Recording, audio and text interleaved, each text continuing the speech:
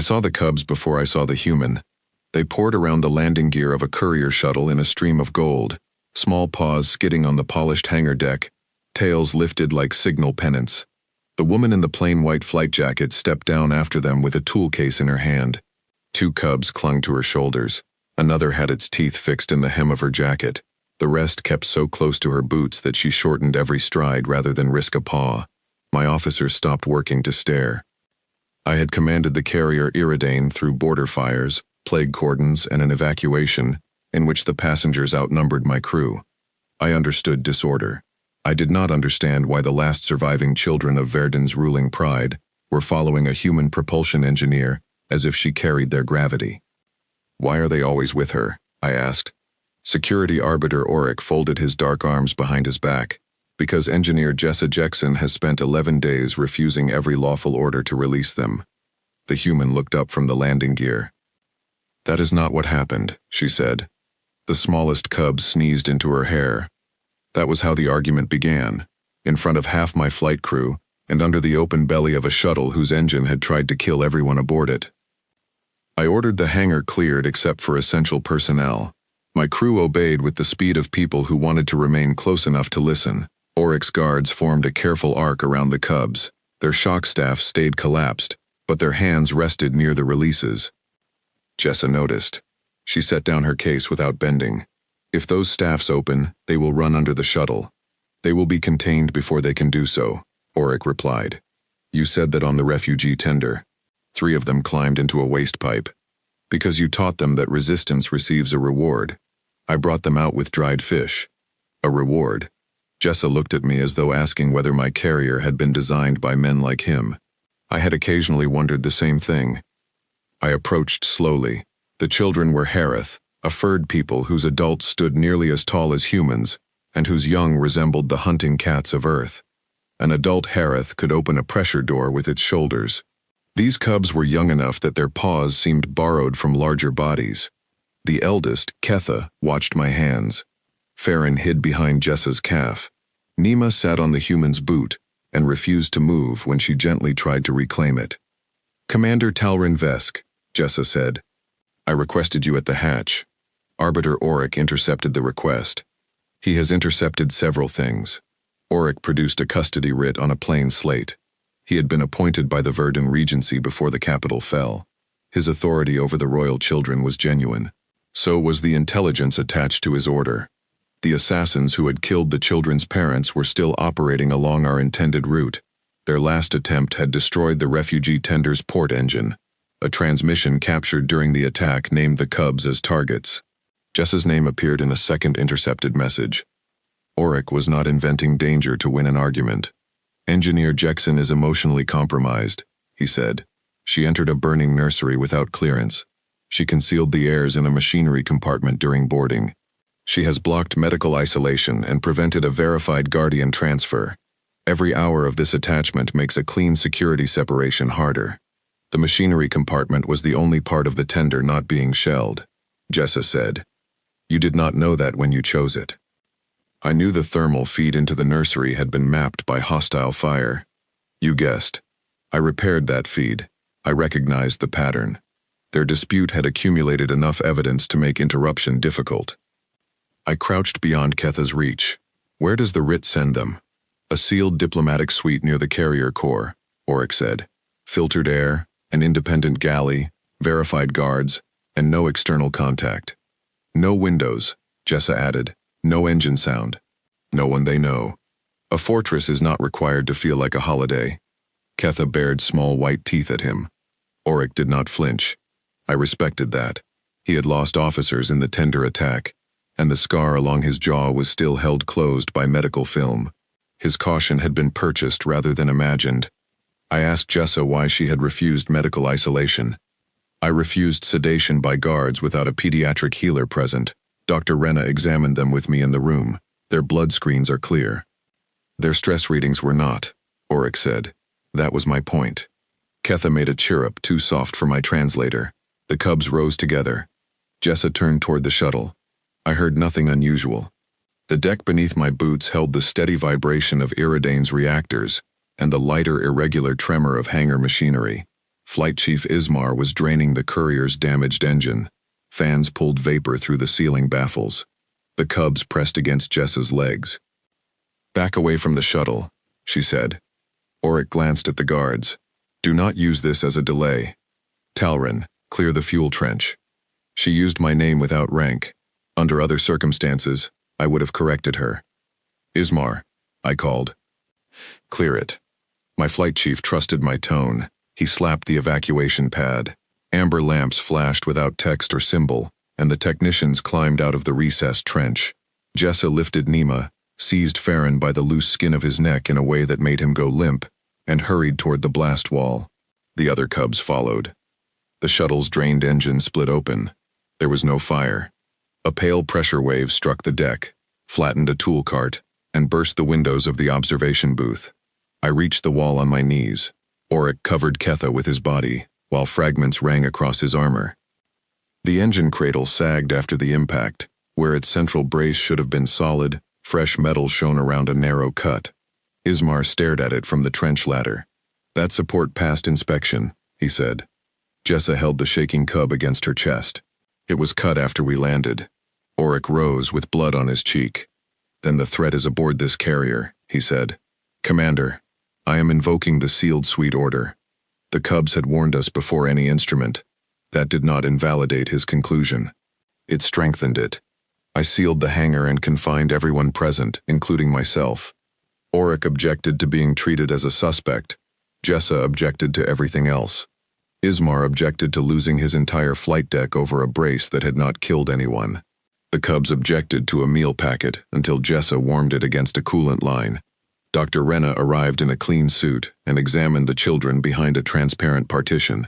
She was Harith herself, old enough that silver threaded the fur around her eyes. The cubs knew her scent from the refugee tender. They still kept a paw touching Jessa whenever they could.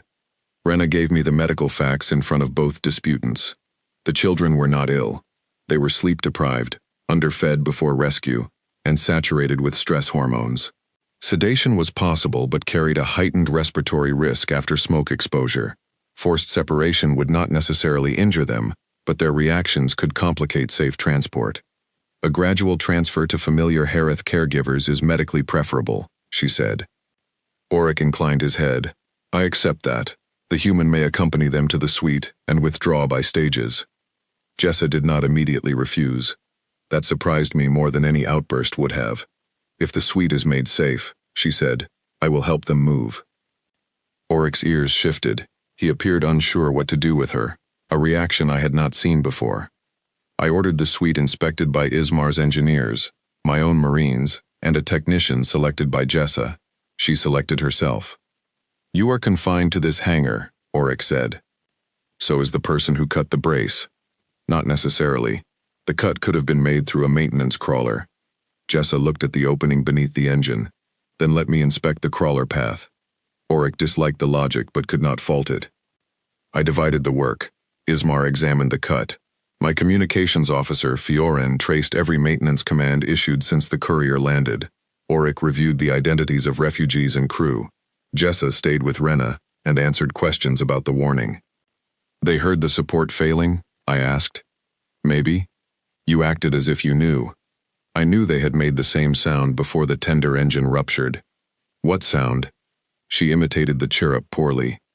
Ketha gave her a disapproving look. "It means pressure under stone," Renna said. "Their ancestors nested in cliffs. Adults use it for cracks, storms, and lies that are about to collapse a household.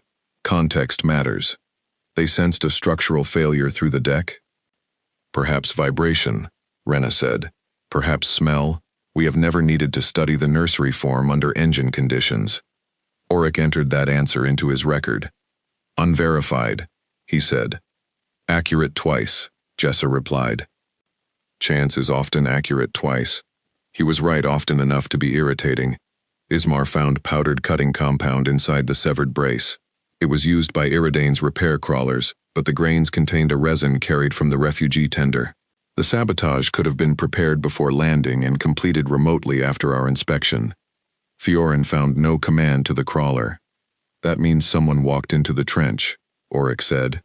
"Or used the old acoustic maintenance bus," Jessa said. Ismar frowned. We removed that bus. You disconnected its control nodes. The courier still has a compatible transducer. An acoustic pulse through the landing gear could wake a crawler without touching your network. How do you know? Because humans keep machinery past the date when sensible species turn it into spoons. Ismar's offense yielded to professional curiosity. We found the sleeping bus behind a deck panel. Someone had bridged it with a cheap resonator. Its trigger frequency sat below my hearing and above the carrier's routine structural hum. The cubs heard it. Ketha walked straight to the panel and scratched. Auric watched her. That capability makes them more valuable to the enemy.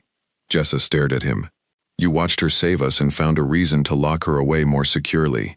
I watched an heir reveal an undocumented strategic sense in front of an unknown saboteur. Yes. His answer silenced the easy rebuke. The attack had changed our route. Iridane had been scheduled to cross the Hollow Star corridor and deliver the cubs to a Regency vessel at Lantern Reach. I no longer trusted the rendezvous. The enemy knew the courier, our destination, and possibly our internal systems. I asked Auric how many people had known the plan. The Regency Council, my command staff, your Admiralty liaison, and the Lantern Reach escort. How many individuals? Too many. That was the most honest answer he had given. I moved the carrier before anyone could transmit a revised plan. Iridane left the refugee orbit under a cargo departure code and entered a slow debris lane that warships avoided. The route cost us time and placed rocks close to my hull. It also prevented a waiting assassin from predicting our initial turn. The sealed suite remained unused. I converted an observation room beside the flight workshop instead. It had clear walls, 2 exits, independent air, and enough engine vibration that the cubs slept. Auric's guards controlled the outer corridor. Jessa slept on a folded pressure blanket near the inner door. She did not cling to them. That distinction mattered. When Rena introduced Harith nurses, Jessa moved to the far side of the room and let them offer food. When Farron cried, she waited until the nurses failed before approaching. She kept notes on which sounds soothed which cub. She gave those notes away without asking to remain necessary. Auric saw it too. He still installed a restraint field across the door. The field woke Nima screaming. Jessa disabled it with a meal spoon. Auric ordered her arrested. I ordered the field left off, and the spoon returned to the galley. You undermine lawful custody, he told me in my command room. You installed an untested field around children who survived a bombardment. I had no other barrier against abduction. The door has a lock. The saboteur crossed a sealed hangar. That was the center of his case. Every ordinary protection had already failed. I asked him what evidence would change his method. He considered before answering. Proof that visibility protects them better than concealment. Proof that Engineer Jackson is not the channel through which the enemy tracks them. A secure guardian team they will accept. Those are difficult standards. The children are difficult targets. I wrote the standards into our shared plan. Auric objected because he had intended them as criticism, not tasks. We began with the tracking question. Jessa surrendered her jacket, tools, implants, and personal slate. Ismar placed each item in a shielded locker. The cubs reacted most strongly when the jacket disappeared. Ketha searched the room until Jessa sat beside her in plain ship clothing. Fiorin found no transmitter. Auric demanded a deeper scan. We peeled the jacket lining apart.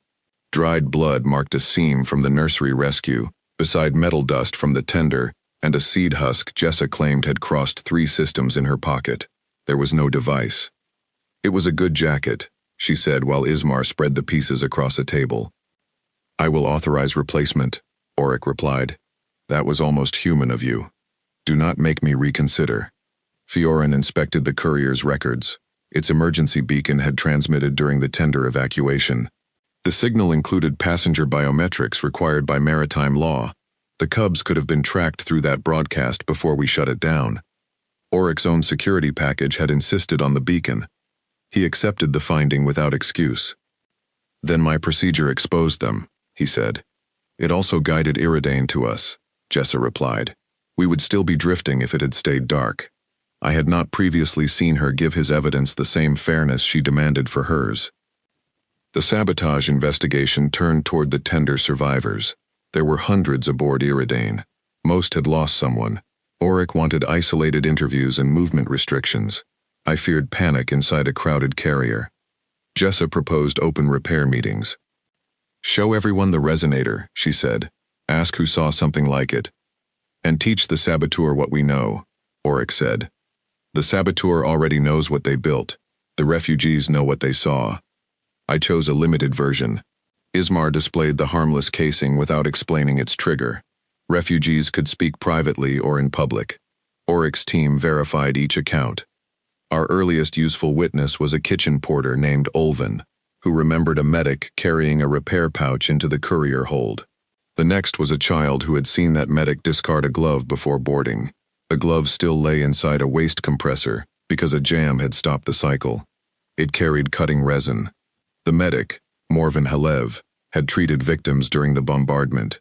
His credentials were genuine. His wife and son had died when the Verdun Guard redirected a civilian shelter shield toward the palace. He had joined the evacuation to reach the heirs. Auric found him in a surgical bay. Morvan took a healer hostage with a bone saw. I watched through the bay camera as guards sealed the doors. The weapon could cut tissue but not armor. It could still kill the healer before anyone crossed the room. Morvan demanded a shuttle and the cubs. He cannot believe we will give them to him, I said. Auric studied the feed. He expects us to rush. The hostage is bait. For what? A second attack. Jessa, standing behind us, looked toward the deck. The cubs had begun to chirrup, not the warning sound from the hangar. This was a rapid, broken call. Rena translated it as missing ground. Jessa knelt among them. They made that on the tender before the gravity plates inverted. Fiorin checked the carrier grid. Every plate reported normal. The reports can lie, Jessa said. I ordered local weights dropped in occupied compartments. Most struck the deck. In the aft nursery shelter, a weight rose gently to the ceiling. The room was empty because the cubs had never moved there. Morvan had compromised the gravity controls as a diversion. If guards rushed the surgical bay, his hidden program would invert populated compartments along their route. People would fall into ceilings, then fall again when emergency control returned. Auric's restraint saved lives. He did not send the guards. We opened a voice channel. Morvan, he said, your gravity attack failed. Release healer Avalis. You shielded a palace and left my child under stone. Morvan replied, do not speak to me about children. Auric's face did not change. I served on that shield board. The command room became still. Then you know, Morvan said. I know the palace transmitter coordinated the defense fleet. I know we believed losing it would kill more civilians. I know the shelter estimates were wrong. I signed the redirection. Morvan pressed the saw closer to Avelis's throat. Come inside, he said. Auric removed his sidearm. I blocked the door. You said the hostage was bait. She is also a hostage. He will kill you. Perhaps. Jessa touched my arm. Let him go to the outer hatch. I can enter from the service wall. Auric turned on her. No. The surgical vacuum line has an inspection duct. You are the other named target. That is why he will watch you. They had crossed to opposing sides without changing their principles. Auric wanted the endangered civilian protected, even at personal cost. Jessa wanted to enter machinery. Nobody else understood. I refused both sacrifices. We needed Morvan alive. We needed Avelis alive. We needed his hidden programs exposed before another false report reached my bridge. I asked the cubs to find missing ground. Rena stared at me. They are children, Commander. I am not sending them into the bay. I need to know whether the gravity vibration changes when we test a control node. Jessa understood before the rest of us. We carried the cubs no farther than the protected observation room. Ismar isolated empty sections of the gravity grid and pulsed each backup contact. The cubs lay with their chins on the deck. Most changes earned no response. When he tested the aft medical bus, every head lifted. Ketha scratched toward the port wall. The children had not become instruments. They tired, wandered, fought over a blanket, and sometimes answered vibrations we could not reproduce. We stopped when they pulled away. Even the uncertain pattern narrowed Ismar's search. He found Morvan's false sensor bridge inside a medical sterilizer. We cut its access to the gravity system. Auric walked unarmed to the surgical bay. Morven opened the outer hatch but kept the inner door sealed. They faced each other through glass. "I did not come to ask forgiveness," Auric said. "I came to give you the complete shelter record. Your estimate was altered before it reached us." Morven's grip shifted. "By whom?" "The Regency Minister responsible for palace continuity. He made the shelter appear empty enough to sacrifice. I found the discrepancy after the attack on the tender. I hid it because exposing the council during evacuation might have broken what remained of the state." "You protected them again?" "Yes." There was no defense in the word. Avelis moved her hands slowly toward a tray. Morven saw it and tightened his hold. Jessa was already in the wall. I had not authorized her entry. Ismar had not authorized it either. He had merely failed to notice a missing inspection cover while arguing with me about valve access. The vacuum duct ended behind the instrument cabinet. Jessa pushed a flexible seal through the grill and released surgical foam. White material expanded across the floor. Morven slipped. Avelis drove her heel into his knee and threw herself aside. Auric struck the hatch release. Guards entered before Morven could rise. Jessa emerged from the cabinet with foam in her hair. "I explicitly refused that plan," I told her. "You refused a sacrifice. I wore a pressure collar. That is not the distinction you think it is." Auric helped Morven to his feet. The medic did not resist. "Publish it," Morven said. "All of it." Auric looked at me. "The Regency could collapse if we released the shelter record. It might also deserve to." I delayed publication until we verified the data and protected the civilians named in it. Auric objected to the delay. Jessa supported it. That surprised him. "Truth can still hurt people who did not alter it," she said. "We can take a day to remove their addresses." We took less than a day. The record showed the minister's office had falsified occupancy estimates at several shelters, not just Morven's. Auric provided his own authorization logs. I transmitted the package through independent civilian relays, so no Regency office could erase it. By the next watch, the minister had denounced us as kidnappers. Lantern Reach withdrew its invitation. Our planned Guardian transfer no longer existed. Auric's legal authority came from the same council, now calling for his arrest. He spent an hour alone with the custody writ. Then he tore neither it nor his oath. He recorded a formal suspension based on compromised command and gave the seal to me. "This does not make Engineer Jackson their guardian," he said. "I did not ask to be," Jessa replied. She meant it. Her relief made that clear. The Cubs needed a future larger than an exhausted engineer.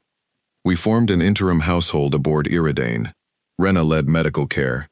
Harith nurses handled food, grooming, and language. Auric retained security command under my review. Jessa supervised only the environmental routines the children associated with safety. I joined their evening meal because no commander should create a household she would not visit. Ketha stole food from my plate. "That signifies acceptance," Rena told me. "It signifies theft. Those are not always different in a Harith nursery." Jessa laughed hard enough that Nima tried to imitate her. The lighter days ended at Hollowstar. The corridor took its name from a collapsed sun whose dark gravity warped the surrounding lanes. Ships crossed through mapped channels between invisible currents. Navigation arrays read the distortions and adjusted continuously. A carrier that lost the channel would not explode. It would simply emerge somewhere no rescue vessel could predict, perhaps years from any inhabited system. We entered under silent running, because the Regency had broadcast our identification to every patrol. Our opening navigation correction arrived late. Fiorin caught it before the error compounded. She switched to the backup array. Its correction arrived early. "The two systems disagree," she said. "By how much?" "Enough to leave the channel before midpoint." Ismar checked the sensor mast. No physical fault appeared. The stars on my forward display looked steady, which meant nothing near Hollowstar. I reduced thrust. Auric advised a retreat. The path behind us had shifted, but our previous corrections offered a usable estimate. Proceeding would place the Cubs inside a navigational trap. Jessa asked to hear the raw drive vibration. "The drive is not the problem," Ismar said. "The Cubs are pacing before each bad correction." Auric closed his eyes briefly. "We are not navigating a carrier by nursery behavior. We are comparing a third observation to two broken instruments." That phrasing earned her access. We brought a vibration feed into the observation room. Jessa did not ask the children to perform.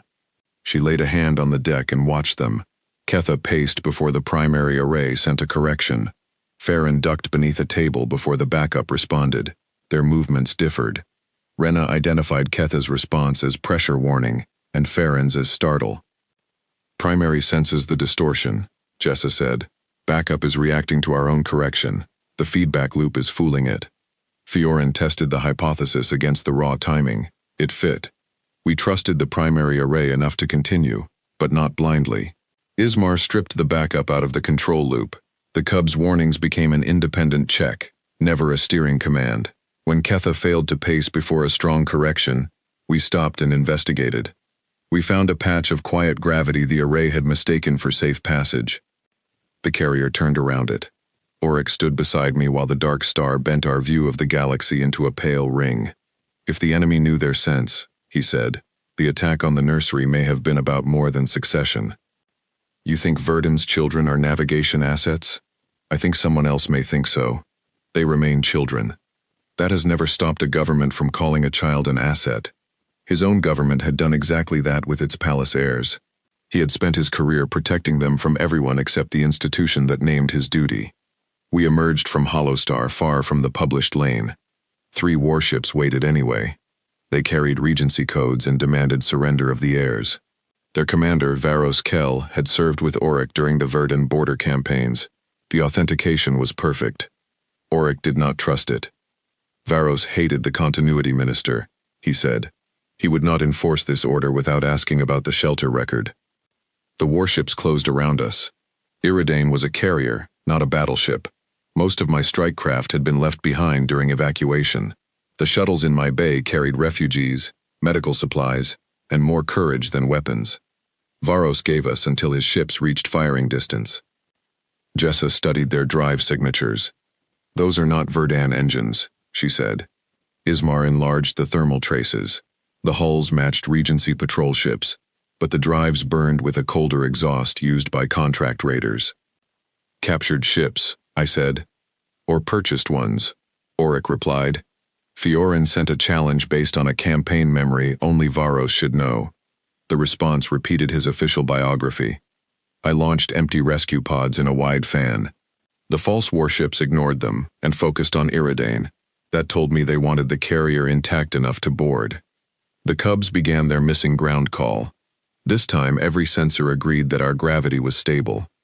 Jessa listened from the bridge hatch. It might not be our deck. They cannot feel another ship through vacuum, Ismar said. They felt Hollowstar through the drive. Those ships are pushing a field at us. Fiorin found the distortion when she stopped searching for a weapon. The raiders were projecting a false mass shadow ahead of Iridane. If we accelerated along the obvious escape vector, our own navigation safeties would force an emergency shutdown. The trap depended on predictable machines. I made mine less predictable. We vented water from the damaged courier into a broad, glittering cloud. The droplets revealed the edge of the projected field by bending around nothing. Ismar mapped the gap. I rolled Iridane through it with the hangar doors open and every shuttle locked to the deck. The raiders fired. Their opening beam crossed the water cloud and scattered enough energy to spare our hull. Their next shot struck the carrier's outer armor. A power trunk failed beneath the observation room. Auric ran for the Cubs. Jessa ran the other way, toward the hangar. Where are you going? I shouted. To give you engines. Our shuttles could not fight warships, but their drive plumes could disrupt the false mass field. Jessa and Ismar launched them remotely from alternating bays. Each empty craft burned across a different vector, forcing the raiders to widen their projection. The last shuttle still held wounded refugees. Its automatic clamp released with the others. Ismar tried to close it. The damaged power trunk ignored him. Jessa crossed the open hangar on a tether while the carrier rolled. She reached the shuttle as its forward gear lifted. A thruster burst drove her against the hull. Her tether snapped taut. I heard her breath leave her over the channel. Jessa, I said. Still attached. She crawled along the shuttle's skin, opened the manual clamp housing, and drove a wrench through the release gear. The shuttle slammed back onto the deck. The Cubs screamed in the observation room. Auric held the door while Rena moved them away from the failing power trunk. Farron broke past her and ran toward the flight workshop. The others followed. "Stop them," Auric ordered. His guards closed the corridor gates. The cubs did not fight the guards. They scratched at a low-maintenance hatch. Auric opened it. Inside, the failed trunk glowed hot enough to ignite the wall. The warning sensor had died with the power. Auric evacuated the corridor seconds before fire punched through. He carried Farron under his left arm and Ketha under his right. The remaining cubs ran beside him. "Why are they always with her?" Varos's false voice asked over the open demand channel. The raiders had breached one of our internal feeds. I understood then that the question was not curiosity. They had been studying the bond since the tender. They expected Jessa to reveal the cubs wherever she went. They had built their attacks around separating or following her. I answered on every frequency, because she listens when they warn her. Then I cut the carrier's main drive. Iridane vanished from the raiders' mass projection because we stopped pushing against it. The empty shuttles continued burning.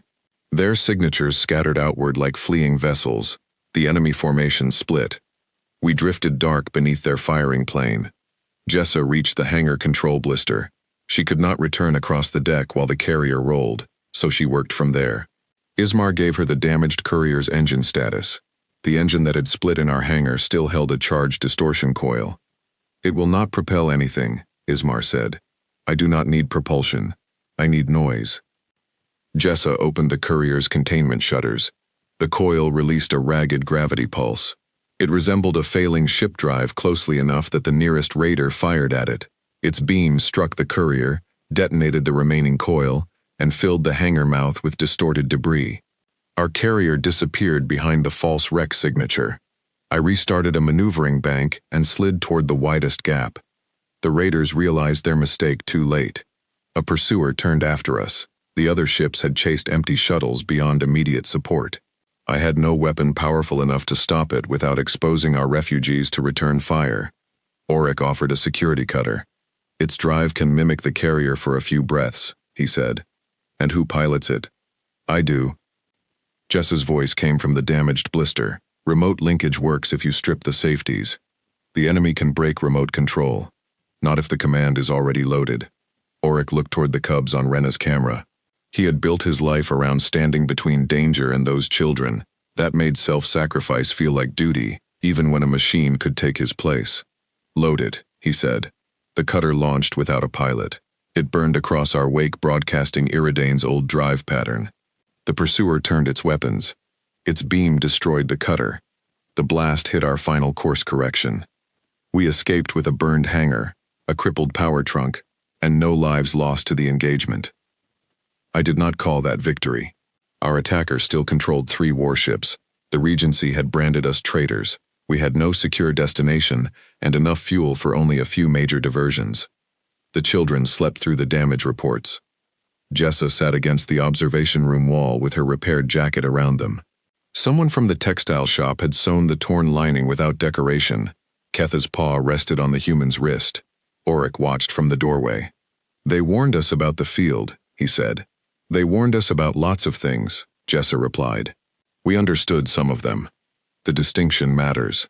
"I agree." He crouched and offered Farron a strip of dried meat. The cub woke, took it, and remained beside Jessa. Auric did not try to move him. That was a small change. Small changes often kept ships alive. We needed a harbor that would not trade the children for diplomatic favor. No military port could promise that while the Regency still held Verdun's treaty seals, civilian stations had less armor and more independent law, but most depended on council shipping contracts. Fiorin found an exception. Cinderwake was an old mining habitat built inside a moon fragment. Its docks served prospectors, salvage guilds, and families who had stopped asking distant capitals for permission. It had no treaty with Verdun, because its assembly had spent years refusing every treaty that required a formal flag. Its harbor master answered our request with suspicion. "You are a carrier accused of abducting royal heirs," Norland said. "You have damaged drives, armed guards, and several hundred refugees. That is not a docking request. That is a political weather system. We require fuel and repairs," I said. "Everyone requires those. What can you pay?" Iridane's accounts had been frozen. Our cargo held medical kits, seed stock, and emergency food intended for Verdant survivors. I would not barter those away. Jessa suggested labor. Your outer ore ring is wobbling, she told Norlin over the channel. His expression hardened.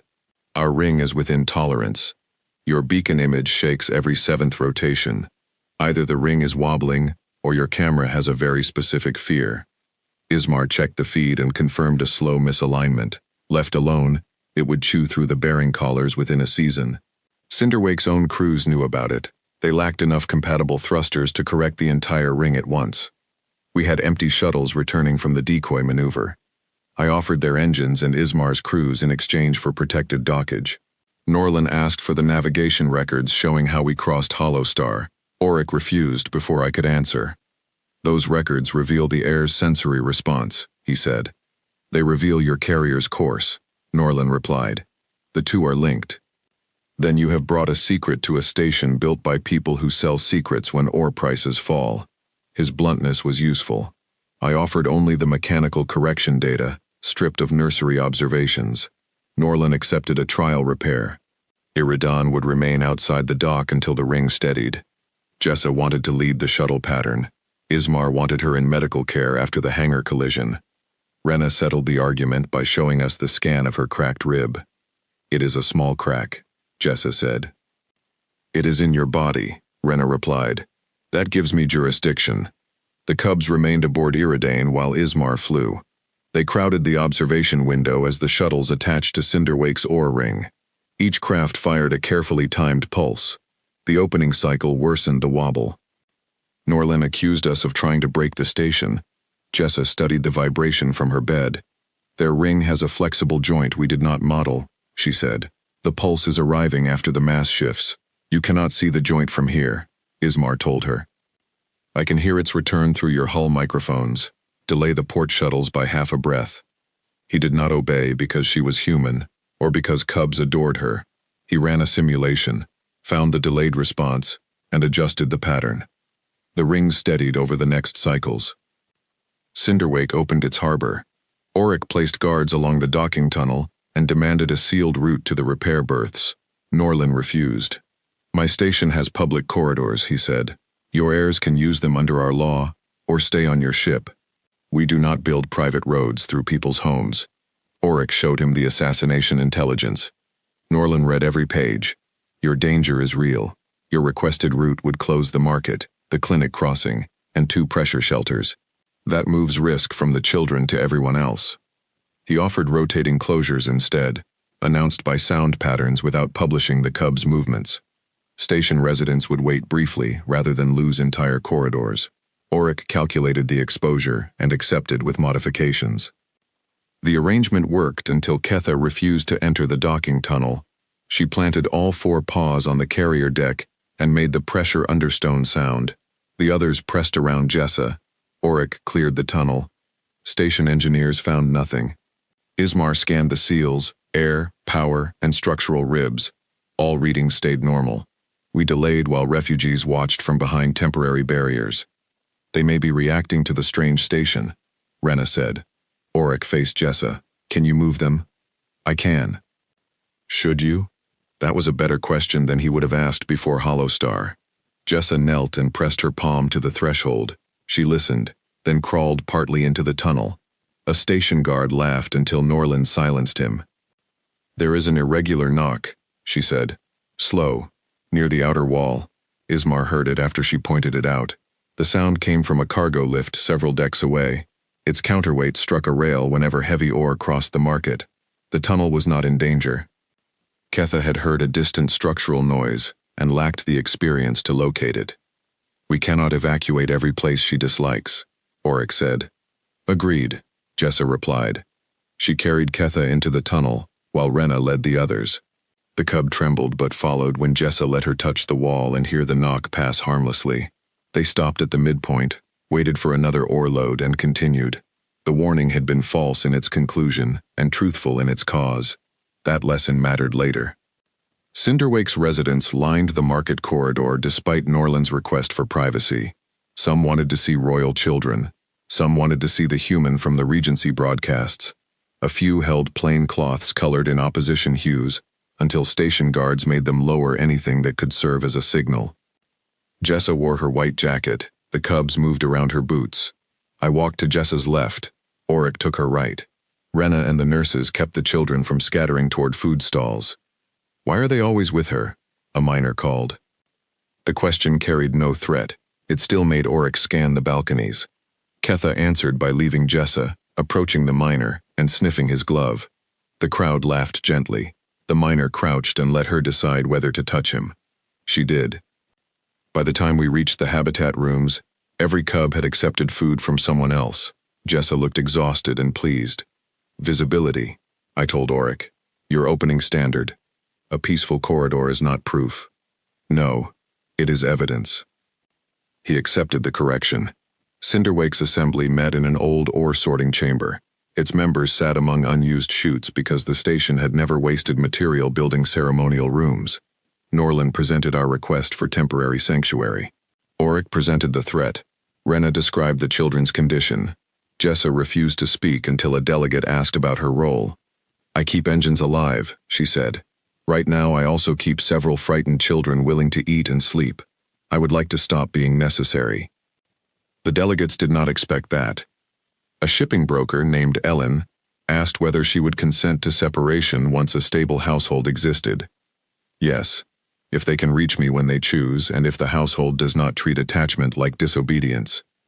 Auric said, "A guardian cannot be subject to a child's veto." "No," Jessa replied, "but a child can tell us when a guardian is hurting them." Ellen asked whether Auric had evidence that Jessa herself created danger. He presented the intercepted message naming her repeated security violations, the breached restraint field, the unauthorized duct entry, and the enemy's use of her movements. He did not hide the occasions on which those violations saved lives. Jessa answered without pretending innocence. "I broke orders. Some were bad orders, some were reasonable orders I thought I could improve while people were in danger. That habit can get someone killed." I had not heard her say it before. "Will you follow Arbiter Auric's security plan?" Ellen asked. "If I can challenge it before the emergency, and if he explains which danger it addresses, during the emergency, I will follow unless I see an immediate failure he cannot see. That leaves you a large exception. Emergencies are large." The assembly granted sanctuary for a limited period. The cubs would live in a public family quarter with Harith caregivers. Auric's guards could secure the entrances but not control station residents beyond those doors. Jessa could visit, sleep elsewhere, and continue repair work. Iridane would surrender its heavy weapons control to a joint lock while docked. I disliked the last term. Norlin showed me the station defense inventory. Cinderwake could not survive if my carrier turned hostile. Their fear was no less rational than Auric's. I accepted. The initial night without Jessa lasted less than an hour. Nima refused to settle. Farron scratched the door. Ketha bit a cushion and dragged it into the corridor. The nurses tried familiar songs, food, and nest scents. Rena asked Jessa to wait. She waited in the repair berth with Ismar. "You can go," he told her. "If I arrive every time they protest, I teach them that panic opens doors." That sounds like Auric. "He is not wrong about everything. Do not tell him," Rena eventually called. Jessa entered the family quarter, sat near the door, and repaired a broken air circulator while the cubs watched. She did not gather them against her. Ketha approached ahead of the others and slept beside the tool case. Jessa left before morning. The next separation lasted longer. Within several days, the children slept under Rena's care while Jessa returned to Iridane. They still followed her during visits. Attachment had expanded rather than transferred like cargo. Auric revised his security plan around that fact. He assigned guards by familiarity. The same faces appeared at meals, lessons, and public walks. They removed helmets in the household rooms. Ketha learned that Auric's scar felt different from the smooth skin of his jaw and tried to touch it whenever he crouched. He endured this with the solemnity of a treaty signing. Cinderwake began repairing Iridane's power trunk. The work exposed a larger problem. The beam strike had warped conduits around a section of armor that predated my command. Replacing the trunk meant cutting open a compartment registered as empty structural space. It was not empty. Behind the wall, Ismar found a dormant military relay built by Verdun Intelligence. Its receiver had been listening since before the carrier came under my command. The relay could not transmit through our hull without an external trigger, but it had recorded navigation and crew movement for years. Auric recognized its construction. "Continuity office," he said. "Your minister had access to my ship before the evacuation," I replied. "Or someone stole the design. You defended him after the shelter record. I defended the difference between evidence and anger." Again, he was right in an irritating way. We removed the relay intact and placed it in Cinderwake's shielded foundry. Fiorin extracted its memory. Most records were routine. A hidden queue contained commands scheduled for future triggers. A queued command would open Iridane's nursery doors when a Regency authentication tone arrived. Another would send the carrier's position through the drive flare. The final command would corrupt our Holostar navigation archive. The enemy had expected us to reach Cinderwake or another refuge. The relay was their route inside. Auric's sealed suite would not have protected the children. Its doors shared the compromised carrier bus. "Your second standard," I said. Jessa was not the tracking channel. He looked through the foundry window at the little black device. "No," he said, "my government's hardware was." He did not collapse under the truth. He started tracing everyone who had serviced the carrier wall. That was how Auric grieved. The relay's memory included a fragment of recent command traffic. Someone at Cinderwake had tried to wake it after we docked. Norland sealed the station. This time the public corridors became a liability. Thousands of residents lived in a maze of market aisles, ore tunnels, pressure shelters, and old mining cuts. A saboteur could move without entering a registered door. Auric requested authority to search every quarter. The assembly refused. "Then the attacker remains free," he said. "And if armed foreigners break into every home, our station ceases to be free," Ellen replied. Both outcomes were unacceptable. Jessa proposed a repair census. Cinderwake residents distrusted searches but loved reporting broken equipment. The station announced that Iridane's engineers would inspect any vibration, power drop, warm wall, or unusual machine noise without charge. The offer did not mention sabotage. Reports flooded the maintenance desk. Most concerned ancient pumps and residents hoping for free upgrades. Ismar complained until a failing oxygen valve justified the entire effort. Jessa moved through the station with local apprentices, while Auric's guards stayed out of homes unless invited. The Cubs joined no search. They remained in the family quarter. That detail was deliberate. If they appeared beside Jessa, the saboteur might infer what we sought. Their absence also gave Auric a controlled environment he could defend. Jessa found the signal source in a laundry. The machine owner had reported a clicking drum. Inside its rear housing, someone had installed a transmitter that vibrated the station wall instead of broadcasting through air. The pulses traveled through Cinderwake's metal structure and crossed our docking clamps into Iridane. The laundry owner was innocent. A repair contractor had serviced the machine before our arrival. Station records named the contractor as Brannon Olt. Brannon had died years earlier in a mining collapse. The person using his identity had taken 3 jobs near our dock and disappeared after the relay failed to respond. Auric traced payment to a prospecting guild. Norland traced tool access. Jessa traced habits. The transmitter was mounted with marine sealant, she said. A station worker would use mineral paste. Whoever installed it trained on ships. Iridane had received a group of stranded freighter crew during the evacuation. We reviewed them. All credentials appeared valid. An engineer named Yara Osen had volunteered for power trunk work but been reassigned because Cinderwake required local supervision. Her documented ship had vanished near Verdun months earlier. Auric wanted to arrest her immediately. Jessa wanted to test the accusation. "If she is innocent, you reveal the investigation and frighten every refugee," she said. "If she is guilty, she may have a dead switch. Waiting gives her time, then give her a repair problem." Ismar staged a coolant leak in an empty berth. He invited Yara and several other engineers to advise. The leak required choosing between marine sealant and mineral paste. Yara selected mineral paste. "That proves nothing," Auric said. "It proves she knows the station practice," Jessa replied. Yara examined the false leak and found the hidden test valve. She looked directly at the observation camera. If you want to ask me about the laundry, ask, she said. Auric entered with guards. Yara raised empty hands. She was not the installer.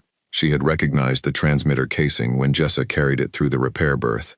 Her vanished freighter had been captured by the same contract raiders who attacked us. She had escaped during a fuel transfer and hidden under another sailor's identity, because the raiders still held her daughter.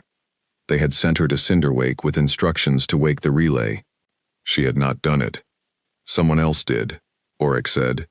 They never trust a coerced agent alone, Yara replied. There will be a watcher. Why did you not tell us? Because the watcher sends proof that I obey. If I speak, my daughter dies. Auric had no comforting answer. Neither did I. Yara showed us the proof system. At each assigned stage, she had to place a small metal strip in a public disposal slot. The watcher retrieved it and sent confirmation through a merchant relay. She had submitted blank strips while pretending the commands worked. The relay's failure would expose her lie soon. We had to rescue a child held somewhere beyond the station while protecting the children already with us. Auric argued that we could not let a hostage redirect the carrier. Yara accepted that before anyone asked. Do not trade them, she said. My daughter would hate being purchased with cubs. Find the ship if you can. Jessa asked what the girl knew about engines. Everything I could teach her. The answer gave us a way to speak without alerting the watcher. Yara's proof strip normally carried a microscopic flaw pattern. Instead of leaving it blank, Ismar etched a harmless maintenance rhythm her daughter would recognize as a request to make noise in the fuel lines. If the girl could reach any pipe, repeated valve taps might enter the raider ship's drive vibration. We placed the strip. The watcher collected it. Cinderwake's cameras saw no face because the collector used a maintenance cart. They did show the cart enter an ore lift and emerge empty. The watcher had escaped into the mining cuts beneath the public station. Auric prepared guards. Norland stopped him at the lift. The old cuts branch for miles. Armor will make enough noise to warn anyone ahead. Then give me local guides. Miners are not soldiers. Neither is the person hiding below us, if we are fortunate. Jessa offered to go. Every person in the room refused at once. She waited for the objections to finish. The watcher expects station miners and Auric's guards. I repaired the ore ring. My tool signal is already in the cuts. You are a named target, Auric said, which means if they see me, they may try to follow instead of detonating evidence. That is an argument against allowing you near them. I agreed with Auric. Jessa remained in the control room. Norlan led the search himself with 2 miners and 2 unarmored guards. Jessa guided them through maintenance maps. Auric controlled seals around the occupied levels without closing the market. The old mine distorted signals. Cameras failed beyond the nearest junction. We heard Norland's breathing and the scrape of boots, then only static. Ketha began the pressure call in the family quarter. Rena alerted us. She cannot be sensing that far, Auric said. Jessa studied the station's structural map. The mine roof carries load from the ore ring. Norland's team is under the correction thrusters. Ismar checked our repair cycle. A scheduled pulse would fire soon. The ring was stable, but the vibration could collapse an old cut. We stopped the pulse. Norland's signal returned. Why did the roof stop singing? He asked. Jessa explained. Good, he said. Because it was dropping stones on us. The team found the watcher in a ventilation chamber beyond the weakened roof. He had wired the entrance to collapse when guards crossed. Stopping the thruster pulse prevented the vibration from completing his trigger.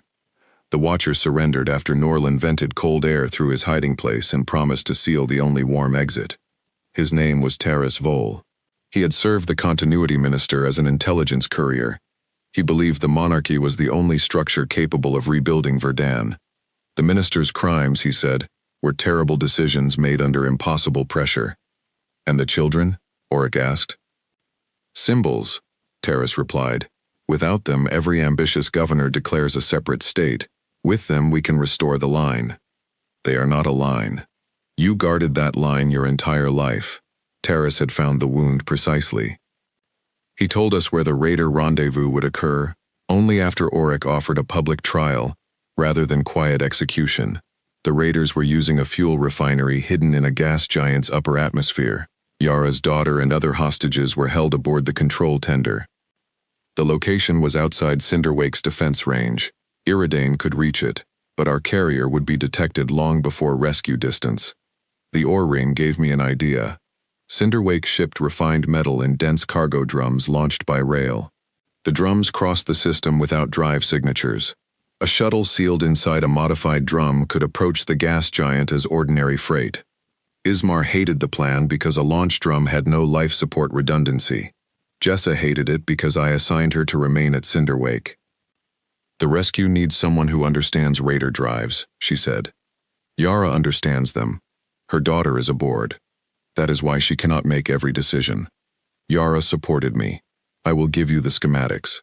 I will not go. Jessa looked toward the family quarter. The cubs were learning to sleep without her. She could not claim they required her presence. Then why am I staying? She asked. Auric answered. Because the raiders built their pursuit around you. If you vanish from public view, they will suspect a rescue. Jessa understood. Her role was to be seen. She spent the launch day repairing ore machines in the market, while the cubs visited under guard. Cinderwake residents crowded around them. Any observer would report that Engineer Jackson and the heirs remained on station. I entered the cargo drum with Ismar, a small boarding team, and enough air for delays we hoped not to meet. Norland fired us along a commercial route. The launch pressed me into my restraints until my vision narrowed. For hours we drifted without a drive. Yara's maintenance rhythm appeared faintly in the raider refinery vibration. Her daughter had received the message. She tapped from the control tender's lower fuel line whenever guards left the compartment. Fiorin listened from Cinderwake and relayed the timing through a narrow beam. The girl's taps mapped a changing watch schedule. Our drum entered the gas giant's atmosphere among a cargo convoy. The refinery tractor caught us and pulled us toward storage. Ismar opened the drum from inside after the pressure equalized. We emerged into a bay filled with stolen equipment. The raid became work rather than glory. We crossed hot maintenance shafts, waited while guards passed, and cut through a bulkhead too thick for our tools. Ismar found an abandoned drill. The drill had no charge. I held a light while he rebuilt its power cell from a cleaning machine. The delay cost us the quiet watch. Guards discovered the open cargo drum. We heard alarms through the hull. I split the boarding team. Half moved toward the hostages. Ismar and I entered the refinery control ducts to stop launch clamps from sealing the tender. The ducts narrowed until armor scraped both walls. Hot gas leaked from a cracked line.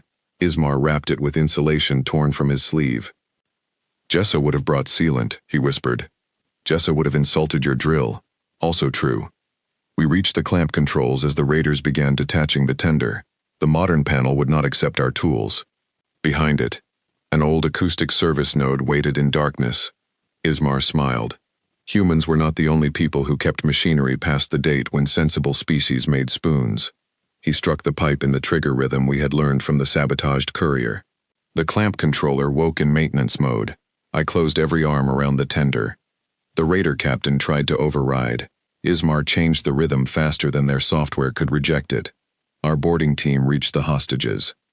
Yara's daughter had already opened the compartment. She used the fuel line taps to conceal the sound of a spoon scraping the lock. When the guards entered, the hostages dropped a storage shelf across the doorway and fled through a galley vent. We met them at the tender airlock. The girl was smaller than I expected, and furious that her mother had stayed behind. She chose the mission over me, she said. She chose not to make us choose badly for her, I replied. The distinction did not comfort her then. We loaded the hostages into the tender. Ismar freed the forward clamp and jammed the others in sequence, turning the ship like a lever against the refinery. When its drive fired, the trapped hull tore a loading bridge loose.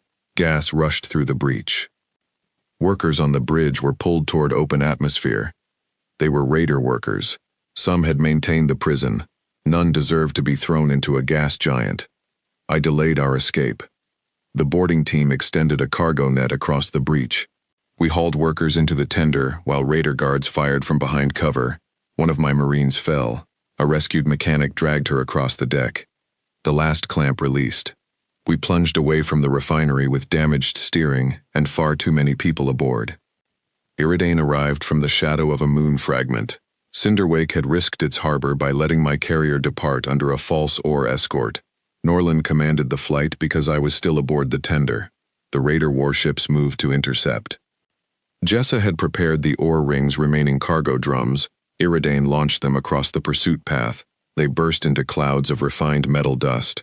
The particles fouled the raiders' distortion fields and made every mass projection visible. Our carrier recovered the tender. The raiders withdrew rather than fight inside a cloud that revealed their main advantage. Yara waited in the hangar.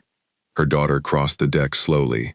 Anger held her upright until her mother reached her. Then both folded around each other beside the shuttle gear. Jessa stood back. The cubs stood with her. For once they did not pull her toward the reunion. They seemed to understand that some gravity belonged to other people. The rescue changed Cinderwake's vote. Sanctuary became residence, conditional on the formation of a guardian council, independent of any Verdant ministry. Rena accepted a seat. Norland appointed a station teacher and a family advocate. Auric was permitted to advise security but not control the household. Jessa declined a formal position. "You are the person they trust most," Ellen told her. "That is why I should not own every decision." She agreed to serve as the children's chosen contact. It was a role with no ancient title, and more practical meaning than most offices I knew. The council opened with a dispute about names. Regency custom required royal children to use ceremonial names in public. Ketha's full style contained a history of battles, marriages, and lands that no longer belonged to her family. Farron and Nima had similar burdens. Auric argued that abandoning the names would help the minister erase their lawful identity. The family advocate argued that forcing titles on frightened children turned every meal into a state event. Jessa asked the cubs. Ketha liked her short name. She also liked the carved family token Rena showed her. Farron wanted nothing to do with ceremonies. Nima tried to eat the token. The council preserved the legal names in protected records and used the children's chosen names in daily life. Auric filed a dissent, then taught the station registrar how to secure the records. The next dispute concerned education. The Regency had sent tutors whose lessons treated the cubs as future rulers. Cinderwake's teacher wanted them in a mixed nursery where children learned station safety, shared food, and ordinary play. Auric feared exposure.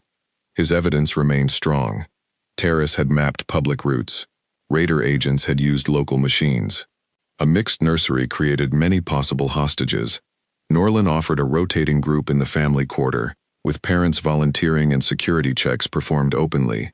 No child would be admitted solely to create the appearance of normal life. Families could withdraw whenever risk felt too high. The earliest visitors were minors' children who cared more about the cubs' tales than their ancestry. Ketha disliked sharing a stacking toy. Farron hid under a table. Nima followed an older child to the washroom and returned soaked from a sink she had learned to operate. Jessa watched through the clear wall.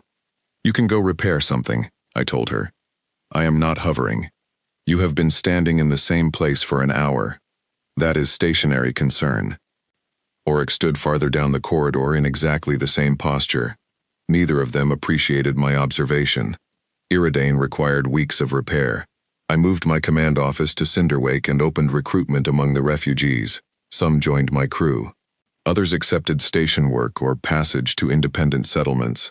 The carrier slowly stopped being a container of displaced people and became a bridge toward separate futures. Morven remained in custody. His trial combined station law, refugee testimony, and Verdant claims that no neutral court recognized. He admitted the engine sabotage and gravity attack. He contested attempted murder, arguing that his programs included empty room checks. Fiorin proved those checks relied on corrupted occupancy data. "You used the same kind of numbers that killed your family," Auric said during testimony. Morven closed his eyes. The court convicted him of sabotage, hostage-taking, and reckless endangerment. It rejected execution. He would work under supervision in the station clinic after confinement, repaying harm through medical service if his victims consented to his presence. Avelis withheld consent initially. That meant Morven cleaned equipment in a separate ward. Restorative law was not forced reconciliation. Cinderwake understood that better than many polished capitals.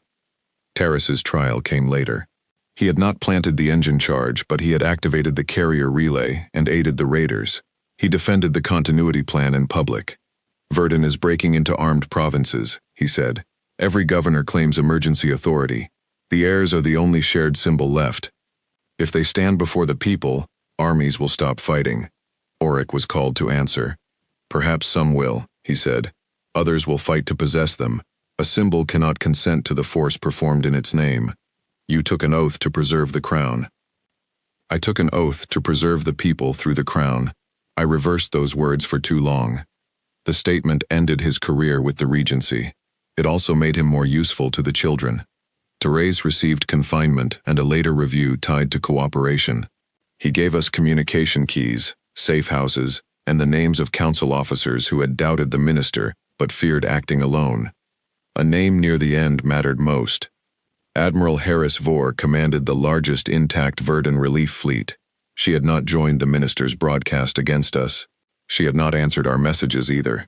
Tara said she would act if she saw living proof that the heirs were safe and not controlled by foreigners. Auric proposed a private meeting. Jessa objected. Private proof can be edited, denied, or used to plan another grab. Public proof exposes them to every faction. Then let the Guardian Council speak. Ellen designed a broadcast in which no location, route, or identifying background appeared. Rena would report health. Norlin would explain station jurisdiction. I would describe the carrier attacks. Auric would release the shelter evidence. The Cubs would appear only if they chose, and never live. Keitha chose to record a greeting. She lost interest halfway through and chased a rolling cup out of frame. The council kept that version. It makes her look undisciplined, Auric said. It makes her look alive, Rena replied. The broadcast crossed Verdun space through independent relays. Some provinces called it foreign propaganda. Others recognized Auric's seal and the minister's falsified records. Civilian groups demanded a ceasefire conference. Admiral Harris responded. She would meet at Still Harbor, an abandoned construction platform between faction territories. Every delegation could bring an unarmed shuttle. No capital ship could approach within sensor range. The heirs could remain at Cinderwake while their guardian council attended. Auric approved the terms. I distrusted how quickly he did. You know her, I said. She commanded the fleet that rescued my unit at the Narrows. That is loyalty, not security. He looked offended, then thoughtful. Correct. We investigated Harris as if she were an enemy. Her fleet records showed genuine relief deliveries and several unexplained diversions. A diversion placed a patrol close to the Raider refinery before our rescue. Another moved ships away from the tender attack. The pattern could prove help or complicity. Fiorin contacted crews from the diverted ships. Harris had been chasing a false distress signal during the tender attack. Later, she sent the patrol near the refinery, after receiving rumors of prisoners but withdrew when the raiders threatened to vent them. She had known hostages were there and failed to rescue them. Yara's daughter heard the finding. She left us, the girl said. She may have prevented the raiders from killing you, Jessa replied. Or she was afraid. Those can both be true. We invited Yara to join the conference delegation. She declined. Her daughter asked to speak by recorded statement instead. Auric worried the accusation would drive Harris away. If the conference depends on hiding who paid for her caution, it is already another shelter record, I said. He accepted the statement. Still Harbor had been built to assemble habitat rings. Its vast framework surrounded an empty center. Construction had stopped when funding vanished, leaving pressure rooms attached to beams and half-finished docks exposed to space. We arrived in an unarmed shuttle with Norlin, Ellen, Auric, Jessa, Fiorin, and a Cinderwake legal clerk. Jessa came because the platform's life support was unreliable, not because the Cubs followed her. She made me say that distinction aloud. Harris's delegation arrived from the opposite side. The admiral was Harith, broad-shouldered and pale-furred, with an ear torn at the Narrows. She embraced Auric in the military fashion, forearms locked. Then she struck him across the face. That was for hiding the shelter record, she said. Auric touched his cheek. Accepted. Do not accept it so easily. I have more. Their affection had sharp edges. The conference opened with evidence. Harris confirmed the minister had ordered fleets to recover the heirs and place them aboard his flagship. Several commanders refused. Others obeyed because they feared provincial war. Terrace was right about the division, she said. Verdan is breaking apart. Governors are seizing food transports. Border forces are protecting only their home districts. If no shared authority appears, famine will kill more than the bombardment did. Ellen asked whether the Cubs had to provide that authority. Not their bodies, Harris said. Their lawful continuity seal could authorize a provisional relief compact. They are too young to authorize anything. Their guardian can. Everyone looked at Auric.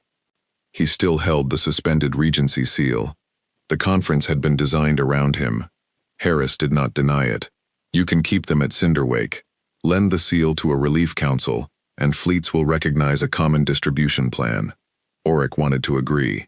I saw it before he spoke. He had watched his state collapse and finally held a tool that might stop it. Jessa asked who would sit on the relief council. Harris listed fleet commanders, provincial governors, surviving ministers, and a civilian medical coalition. No refugee councils, Norland said. No labor stations.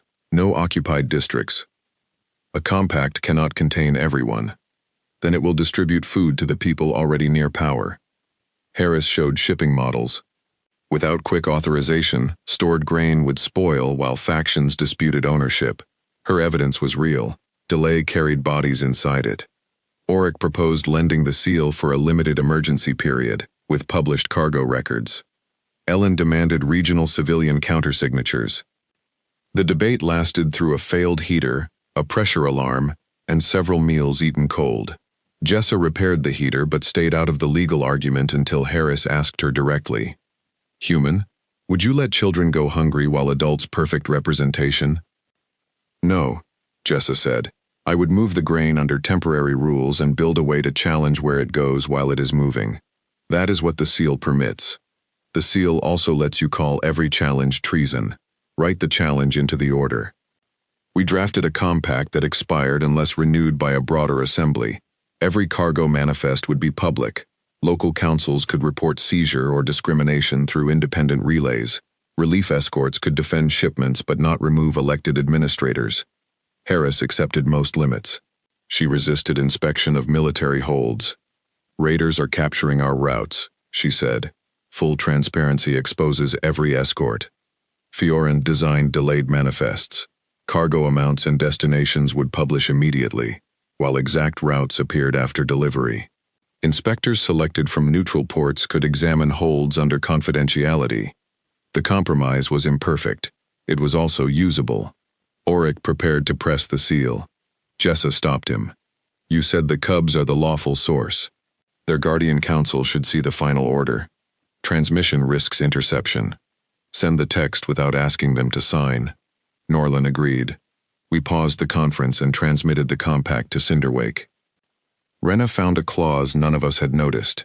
It allowed the Relief Council to relocate protected dependents when their safety affected logistics. In legal language, it could authorize removal of the Cubs. Harris claimed the clause was standard. Auric knew it was. He had used similar language during evacuations. Then remove it, Jessa said. Harris hesitated. That hesitation changed the room. She wanted the compact to move food. She also wanted a future path to the heirs if Cinderwake became unsafe. Her motive was not kidnapping, but it placed state judgment above the guardian council we had built. I have seen sanctuaries fall, she said. A law that cannot move a child away from danger is negligence. A law that lets an army define danger can become abduction, Ellen replied. Both statements were true. We replaced the clause with an emergency review involving the guardian council, local court, and an independent medical representative. If immediate physical danger prevented review, any relocation expired unless ratified quickly. Harris pressed her mark. Auric used the continuity seal. The Verdun Relief Compact came into being inside an unfinished platform with a heater that failed again before the ink dried. Then Still Harbor lost pressure. The alarm sounded in every room. Doors sealed. Air rushed through a breach somewhere along the central spine. Jessa dropped beneath the table and put her palm to the deck. This is not a hull crack, she said. A construction lock opened. Harris's guards accused ours. Auric ordered everyone to remain visible. Fiorin checked the platform network and found a command from an abandoned crane bay. No delegation had registered anyone there. The minister's faction had infiltrated the platform before the conference. Our shuttle docks lay on opposite sides of the pressure loss. Both routes crossed unfinished beams. Emergency suits hung in sealed cabinets, but several cabinets opened empty. Someone had removed the equipment. Jessa led us toward a fabrication room where construction membranes remained in storage. The corridor pressure fell as we moved. My lungs tightened. Harris carried the legal clerk when he stumbled. We found rolls of membrane and adhesive guns. Jessa cut hoods while Fiorin adapted portable air bottles. The seals leaked, but they bought time. Auric wanted the delegates barricaded in the fabrication room, while guards cleared the crane bay. The infiltrator can vent this room through the same system, Jessa said. Moving exposes everyone. Staying gives them a fixed target. I divided us again. Guards moved through the service spine. Delegates crossed toward a manual pressure shelter whose controls were mechanical. Jessa and I went to the construction lock. The lock stood open to space, a black rectangle at the end of a skeletal bay. Its powered doors had been disabled. The manual closure required turning wheels on opposite sides at the same rate. There was no safe floor between them. Only narrow beams crossed the opening. Jessa clipped a tether to her belt. "You have a cracked rib," I reminded her. "It has had time to become a less interesting cracked rib. That is not medicine. Rena is not here to object." I took the opposite beam. We crawled into the escaping air. My makeshift hood fluttered against my face. Jessa reached her wheel ahead of me and waited until my hand closed around mine. "Together," she said. We turned. The mechanism resisted years of dust. My shoulders burned. Jessa's boot slipped from the beam, and her tether caught her. She hung over the open lock with one hand still on the wheel. I could not reach her without releasing my side. "Let go," I said. "I will reset. We lose the teeth if you reset. Keep turning." She swung, hooked a knee over the beam, and dragged herself upright. The wheel moved again. The doors crawled inward. A figure in a pressure suit appeared behind Jessa. The infiltrator had waited near the lock. He cut her tether. She dropped, caught the beam with both arms, and kicked him in the knee. The wheel spun backward. I locked my side with a toolbar and crossed toward them. The infiltrator raised a compact cutter. Before he fired, Auric struck him from behind. Auric had ignored his own order to remain with the delegates. Harris followed on the adjacent beam, carrying a safety line. She looped it around Jessa. I hauled while Auric fought the infiltrator in silence. Their suits made every movement slow and brutal. The cutter burned a line across Auric's armor. He drove his forehead into the attacker's visor. The visor cracked. The infiltrator released the weapon and clung to the beam. Auric could have let him fall. Instead, he clipped the man's suit to his own line. We finished closing the doors. Air returned slowly. The infiltrator survived. His opening statement identified another ministerial team moving toward Cinderwake. The conference attack had been a diversion. Our cubs were again the target. Cinderwake lay too far for our shuttle to reach before the hostile team. Iridane remained near the station, but Norland's deputy controlled it under the joint lock. We transmitted warning through the compact relays. No response came. Still Harbor's damaged antenna could not hold the beam. Harris's shuttle had a stronger transmitter, but its docking arm had depressurized. Her pilot could launch remotely after releasing the emergency collar. The collar control sat outside the pressure hull. Auric volunteered. His suit armor was cut. Jessa's tether was gone. Harris's suit remained intact. "I command the relief fleet," Harris said. "The warning needs my authorization code." "It needs your code, not your body," Auric replied. He was learning to distinguish usefulness from sacrifice. We sent a small maintenance crawler along the outer beam carrying Harris's seal. Jessa guided it through the platform's obsolete acoustic bus because the wireless controls failed beyond the breach. She tapped commands into a pipe. The crawler moved, stopped, turned, and reached the collar wheel. Its manipulator slipped. Jessa changed the rhythm and used the crawler's entire body as a lever. The wheel released. Harris's shuttle launched, cleared Still Harbor, and transmitted the warning. Cinderwake answered. The station had already detected an unscheduled merchant ship. Norland sealed the family quarter and moved the children through the old mine cuts, the same routes Terrace had used. Auric objected over the channel, until Norlin reminded him that public corridors were being watched. Jessa asked to speak to Ketha. The connection carried only sound. Ketha chirruped rapidly. Behind her, I heard the slow knock of the ore lift counterweight. They are near the docking tunnel, Jessa said, not in the deep cuts. Norlin checked his route and cursed. A guide had taken the wrong branch in darkness. The group was approaching the merchant ship's berth. Ketha's imperfect warning located them. Norlan redirected the household through a ventilation gallery. Station guards intercepted the hostile team at an empty family quarter. The attackers found warm beds, unfinished food, and no children. Iridane's Marines boarded their merchant ship under Cinderwake warrants. They discovered restraint cages shaped for Harith cubs. Auric stared at the images after we restored Still Harbor's pressure. My sealed suite had the same dimensions, he said. Your suite had beds and caregivers, I replied. Intent changes a cage. It does not always change how the door feels. Jessa sat beside him on the unfinished deck. Neither offered absolution. The work did not require it. The relief compact began moving food before we returned from Still Harbor. Harris's fleets escorted grain out of blockaded depots. Provincial councils challenged routes through the public relay.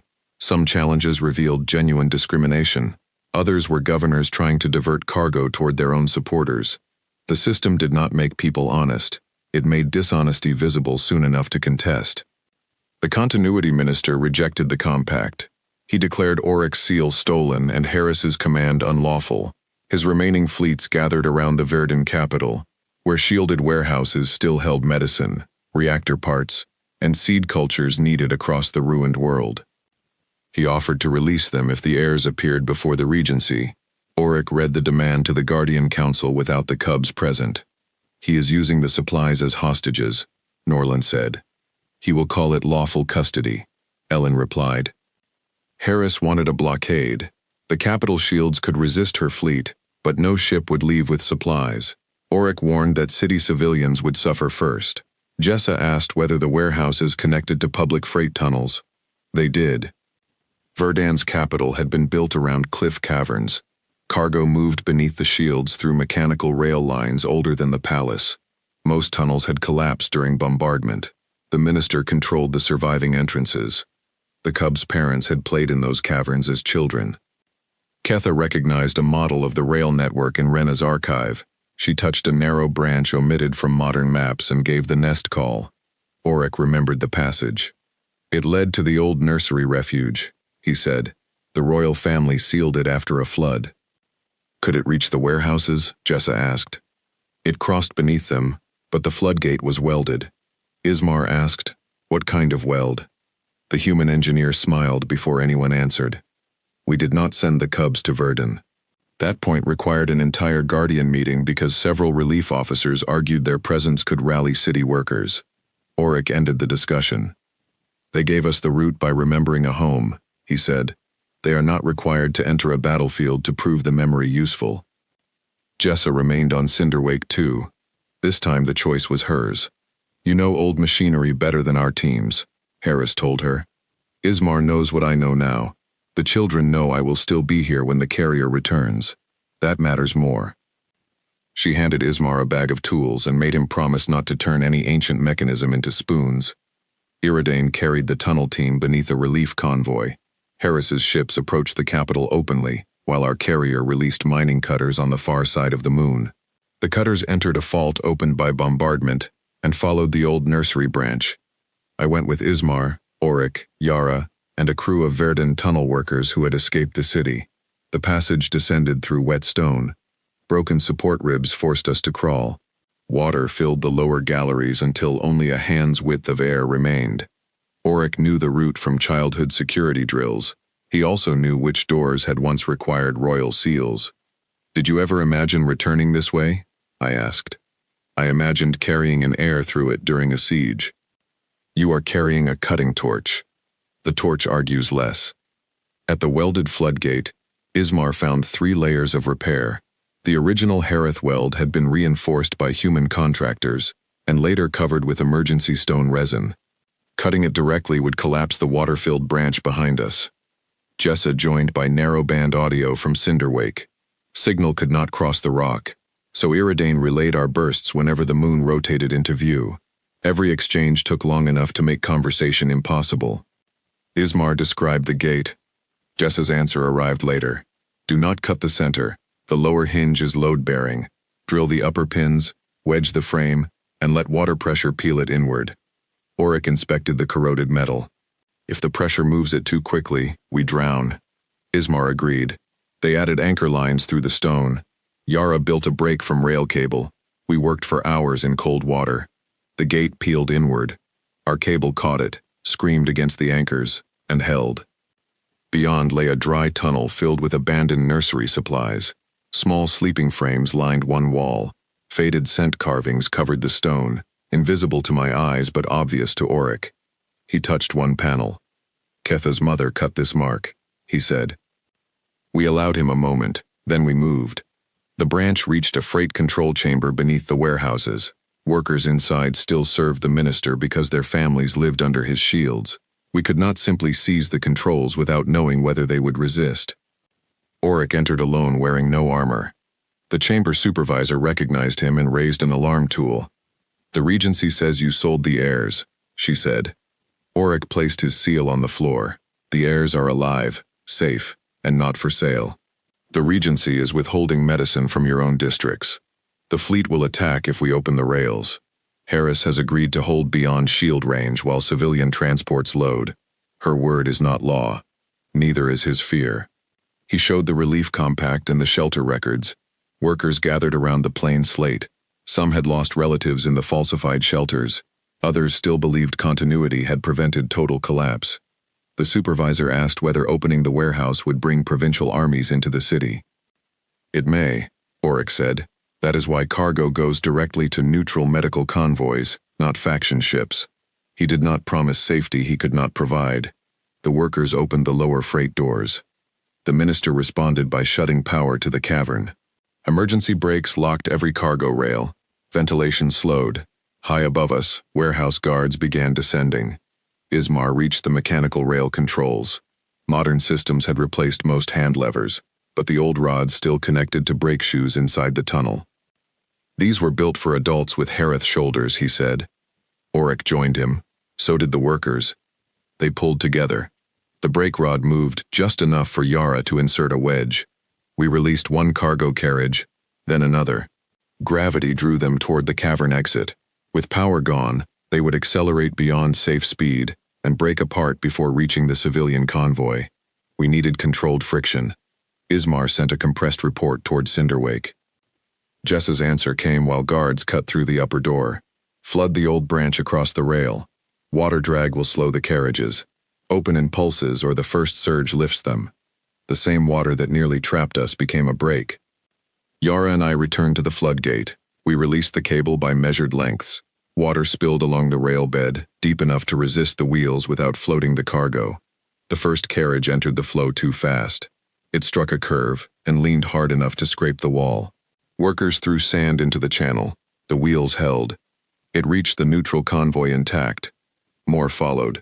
Warehouse guards broke into the control chamber. Auric stood between them and the brake rod. Their captain had served under him. The minister holds a lawful regency vote, she said, obtained after arresting the opposing delegates. The city needs order. The city needs the medicine behind you. The guards hesitated because their own families used the clinics. Auric asked them to inspect the cargo destinations. Every carriage went first to hospitals, water plants, or agricultural stations. None carried weapons. The captain lowered her rifle. Some guards followed. Others retreated and sealed themselves in the upper warehouse. We did not pursue. The civilian convoy removed enough supplies to break the minister's leverage. Harris kept her fleet beyond the shields. Provincial forces had no excuse to approach. The capital residents began opening warehouses elsewhere. The minister ordered arrests, but his security service split. He fled the palace aboard a disguised medical transport. Fiorin detected it because the transport's drive carried the same cold exhaust as the Raider warships. Harris requested permission to fire. Auric refused.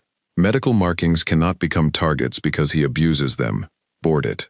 The transport entered a field of civilian craft. A beam attack would have killed dozens. Harris's patrol boxed it in, while rescue shuttles moved the civilians aside. The minister threatened to detonate his reactor. Jessa heard the broadcast from Cinderwake. He cannot overload that drive remotely without opening the manual fuel bridge. Make him think you are withdrawing, then watch the maintenance hatch. Harris pulled her patrols back. A suited figure emerged beneath the transport and crawled toward the bridge valve. A rescue shuttle captured him with a cargo net. The minister surrendered when he realized his threat required a mechanic he no longer possessed. His arrest did not repair Verdun. It removed an obstacle and revealed many others. Provincial leaders came to the Capitol Conference expecting to fight over succession. The Relief Compact forced them first to account for shipments received. Civilian delegates arrived with records of shortages, seizures, and successful local distribution. The Guardian Council attended remotely. The Cubs did not appear. Several governors demanded proof that they remained alive. Rena provided current medical authentication without images. One governor claimed Jessa had manipulated them. Jessa spoke from the repair berth with grease on her sleeve. "I have not told them what state to build," she said. "They are learning not to bite during meals. If your authority depends on their opinion today, your authority is very fragile." The remark spread farther than the legal arguments. Auric proposed that Verdun suspend hereditary executive power until the heirs reached adulthood, and chose whether to hold any ceremonial role. A provisional assembly would include provinces, refugee councils, labor groups, medical networks, and demobilized military representatives. Terrace, speaking from confinement, opposed him. "You are dissolving the structure you swore to preserve." "I am preserving the people who gave the structure meaning." The debate did not end cleanly. Some regions accepted the assembly. Others declared autonomy. The Relief Compact remained because even separatists needed food routes. Peace grew through practical cooperation before anyone agreed on a flag. Cinderwake refused to become the new capital. Norland said capitals attracted polished floors, and polished floors attracted officials who forgot machinery. The station did accept a Verdun family court liaison. The liaison had no power to remove the Cubs. She could observe, report, and carry cultural records from surviving relatives. Ketha distrusted her for an entire meal, then climbed into her lap to reach a sweet bowl. Farron began speaking in complete translated phrases. His first public statement was a demand that Auric stop standing outside the washroom. Auric moved farther down the corridor. Nima learned to open low doors. Station engineers raised every dangerous latch, then discovered she could stack boxes. Jessa taught no royal lesson. She taught them how to listen to a pump, and how to place tools where nobody stepped on them. Rena taught Harith stories. The station teacher taught numbers with stones. Auric taught how to notice an unfamiliar face without assuming it was an enemy. The children followed all of them. They still ran to Jessa when her white jacket appeared in the market. Why are they always with her? Visitors kept asking. Some expected a mystical human gift. Others wanted a story in which animals chose the kindest person and exposed everyone else as cruel. The truth resisted both versions. Jessa had been present in the nursery when the world broke. She had smelled like coolant, smoke, and the blanket she wrapped around them. She had listened to warning calls nobody else understood. She had also made mistakes, crossed orders, and nearly turned herself into the only doorway through which the children could feel safe. Auric had tried to separate them because attachment created a predictable target. He had underestimated what force would do, and overestimated the protection of sealed rooms. He had also identified the enemy's strategy before any of us, and refused several heroic plans that would have traded lives for appearances. The Cubs stayed near Jessa because trust had a history. They moved away because trust was allowed to grow. Our next crisis tested that growth without an enemy to blame. Cinderwake's ore ring developed a harmonic shudder during a routine cargo launch. The correction thrusters fired properly. Bearing collars remained aligned. Every instrument marked the motion within tolerance. Ketha gave the pressure under stone call during nursery lessons. Farron did not. Nima continued stacking blocks. The caregivers alerted maintenance but did not evacuate the entire station. Jessa arrived, listened, and heard nothing dangerous. Auric requested a local closure around the family quarter until the cause was known. Norland objected that repeated closures would teach residents to ignore security requests. Ismar, speaking from Iridane's engine room, suggested the ring vibration might be passing through only one support path. We placed simple cups of water along the corridor. Ripples appeared near the nursery wall and nowhere else. Behind that wall ran a narrow coolant return installed during recent repairs. The pipe touched a ring support whenever cargo launched. Its harmless tapping matched part of the old floodgate vibration. Ketha had remembered danger, not detected it. Jessa took her to the exposed pipe after the system cooled. She let the cub touch it during a controlled launch. Ketha called once, watched everyone remain calm, and listened until the vibration stopped. She was wrong, a visiting official said. She was afraid for a reason, Jessa replied. We checked the reason. Now she can learn a new ending. Auric documented the false warning beside the successful ones. If we record only when she saves us, we create a myth instead of knowledge, he said. The same principle shaped a research program requested by Harith healers. They wanted to study juvenile vibration sense so other young survivors could be understood. The Guardian Council approved observation of voluntary play and routine station events. It rejected stress experiments, secret military access, and any test that separated a child from caregivers. Harris argued for controlled navigation trials. Their sense could protect relief ships in unstable lanes, she said. Rena refused. When they are old enough to understand the work, they may choose it. People may die while we wait. Children may become instruments if we do not. Jessa proposed studying adult Harith engineers and miners first. Their senses were less acute, but they could consent and describe what they felt. Cinderwake recruited volunteers. The research found that many adults noticed structural frequencies human and standard alien instruments filtered as noise. They had learned to dismiss the sensation because modern stations called it superstition. Engineers redesigned sensor software to preserve those bands. Relief ships gained better warning without placing cubs on bridges.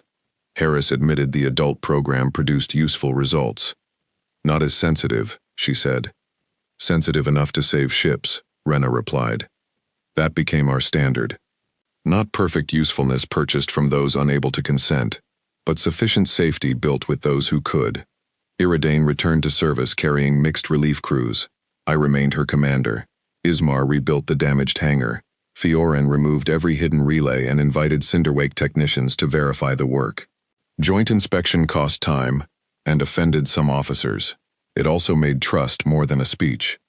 Jessa accepted a position rotating between carrier repairs and station training. She refused a ceremonial medal from the Provisional Assembly because it described her as sole savior of the heirs. Rena kept them alive before I reached the nursery, she said. Tender workers opened the machinery route. Auric covered Ketha during the engine blast. Talrin changed course. Cinderwake gave them a home. Put all of that on a medal, and it becomes a dinner plate. The assembly revised the citation to recognize the evacuation network.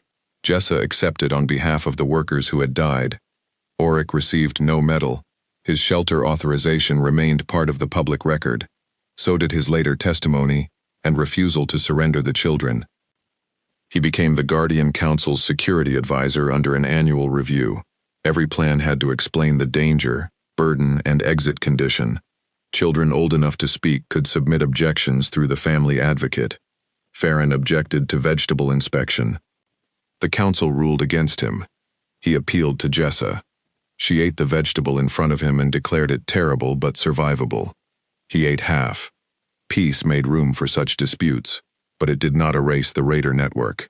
Their cold drive warships continued attacking relief routes beyond Harris's patrol range.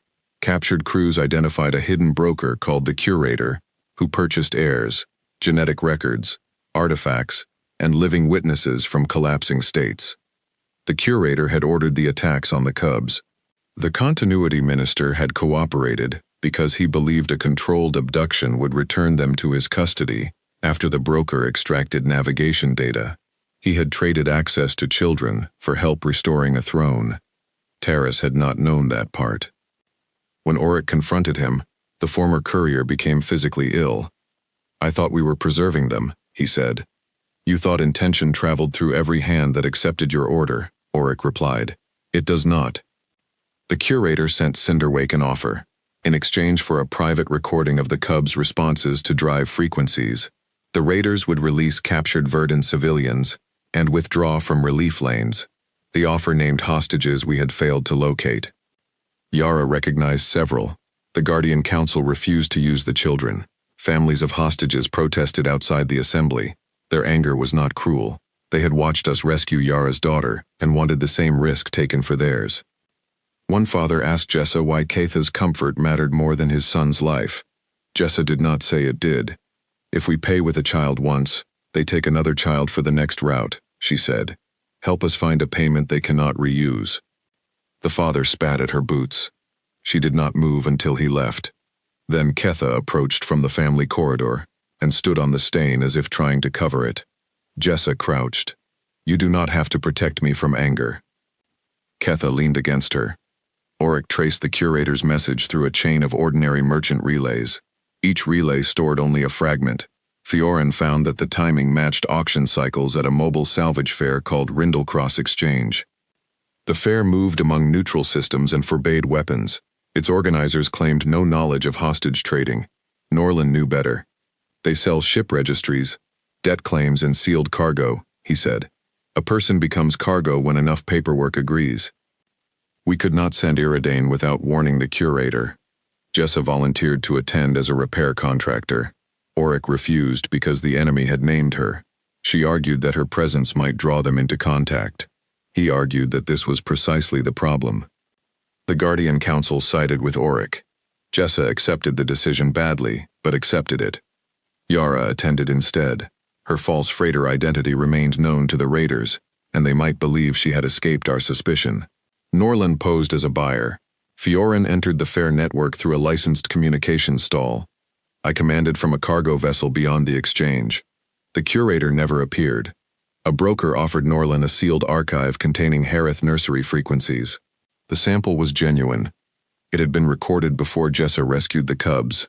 The royal nursery itself had run structural games that taught children to respond to vibration. The program was disguised as play. Its data had been sold through the continuity office. Auric searched old security records and found his own approval on the equipment delivery. I approved educational sensors, he said.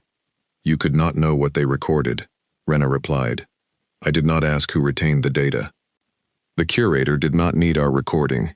The offer was designed to make us confirm which responses remained strong after trauma. Yara purchased the archive with traceable station credit. The broker led her toward a private vault for transfer.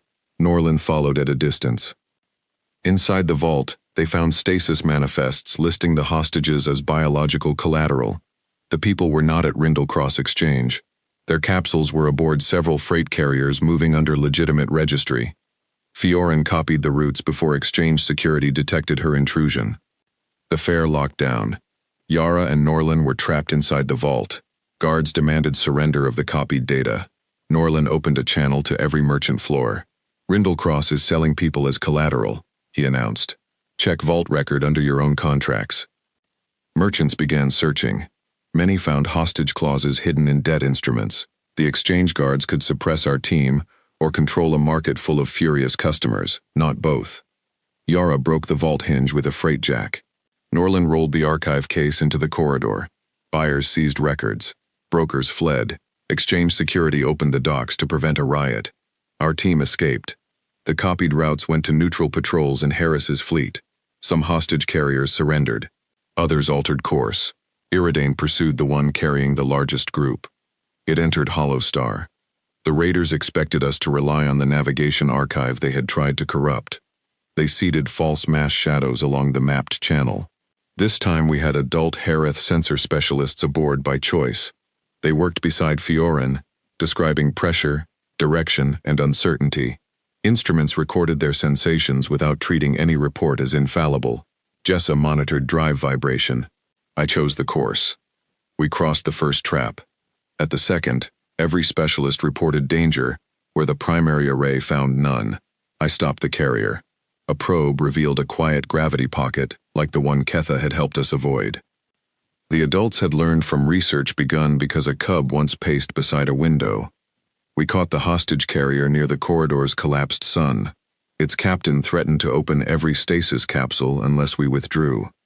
Auric advised time. The captain wanted a fast reaction and had probably prepared for boarding. Jessa studied the carrier's drive pulses. Their refrigeration plant shares the distortion sink. If they open all capsules, drive temperature rises. They cannot flee at full power. They may kill hostages before we catch them, I said. They may. She did not hide the risk inside confidence. We offered the raiders passage out of Hollowstar in exchange for transferring the capsules to unarmed rescue pods. The captain demanded Ketha instead. Auric opened the channel. You will receive no child. You can leave with your crew, or remain beside a star that will erase your drive trail and your life with equal indifference. The captain opened several capsules. Temperature rose exactly as Jessa predicted. Iridane accelerated. The raider carrier tried to flee and lost cooling. Its drive shut down before it reached the next distortion. We closed across the gap while its crew fought to restart. They vented a cargo section containing empty capsules to distract us. Fiorin verified the hostages remained aboard. I did not turn. Our Marines crossed under cover of a rescue pod swarm. Raiders fired at the pods, unable to know which held borders. Adult Harith specialists guided our carrier around the enemy's last false mass projection. Auric led the boarding command from Iridane rather than entering personally. He had learned that duty could mean remaining where all teams needed his judgment. The Marines secured refrigeration before the raiders could sabotage it. Yara coordinated capsule handling. Rena received the wounded. Every listed hostage came aboard alive. The father who had spat at Jessa found his son among them. He apologized in the hangar. You were owed a rescue, not an apology to me, she said. I was still wrong. You were afraid. Be better after fear. He embraced his son beneath the same shuttle bay where the Cubs first surrounded her. The recovered carrier held more than people. Its navigation vault contained a ledger of collapsed states, disputed heirs, rare biological traits, and officials willing to sell access. The curator's trade extended far beyond Verdun. The ledger was encrypted through living transactions. Each entry opened only when matched to recent market activity. Arresting brokers would freeze the evidence. Allowing business to continue would expose more victims. Harris wanted an immediate military sweep. Norlin wanted a controlled investigation through neutral ports. Auric wanted the hostages protected before any broker learned the carrier had been taken. Jessa wanted to know why the ledger recorded engine frequencies beside every biological entry. Ismar found the answer in the Raider drive. The curator was not merely collecting unusual people. The network tested how bodies perceived unstable travel conditions, then used those traits to refine navigation systems. Harith vibration sense was one part of a larger program. Other captives could feel radiation shifts, magnetic changes, chemical gradients, or pressure variations before instruments reacted. The raiders had turned refugees into components. Their cold drive depended on the research. It could project false mass because it had been trained against the perceptions of living prisoners. Destroy the ledger, Rena said. It may locate captives, Fiorin replied. It also contains everything needed to continue the work. Both were right. We separated identity records from experimental data. Independent courts received the names and routes under sealed warrants. Technical files went into a locked archive controlled by representatives of affected species. No military, including Harris's fleet, could access them alone. Harris objected. Those drives threaten relief lanes. I need countermeasures. You need defenses, Rena said. You do not need the measurements taken from a frightened child. Jessa offered a middle path. Engineers could study the Raider hardware and observable field effects without using captive response profiles. Adult volunteers could participate only if ordinary sensors proved insufficient. Harris accepted because the alternative was receiving nothing. The ledger led to several prisons disguised as medical transports. Neutral patrols recovered them. Every rescue taught the network that its records were compromised. Brokers vanished. Ships changed registries. The curator remained unseen. Terrace believed the curator would seek the original nursery archive before abandoning Verdun. That archive was valuable not because of its data alone, but because it proved the continuity office had sold access. Whoever possessed it could blackmail surviving ministers and governors. The copy from Rindlecross was incomplete. The original server had been moved from the ruined palace during evacuation. Auric remembered the order. He had supervised a convoy of cultural records to an orbital memorial called Cindervault. I watched the archive leave, he said. I thought it contained family history. Cindervault had no permanent crew. It orbited above the shattered Pride world and stored the names, scents, images, and songs of the dead. Attacking it would be a desecration no Verdant faction wanted blamed on itself. That made it a perfect hiding place. The Guardian Council debated whether to move the cubs farther from the system before we approached. Ketha listened from the family room. She understood enough translated speech to know we were discussing her parents. Home records, she said. Rena explained that Cindervault held memories, not home itself. Ketha wanted to see them. Auric refused immediately. Jessa did not support him immediately, which frightened him more than disagreement. She has a right to family memory, Jessa said. She does not have to visit during an operation. Bring safe copies back.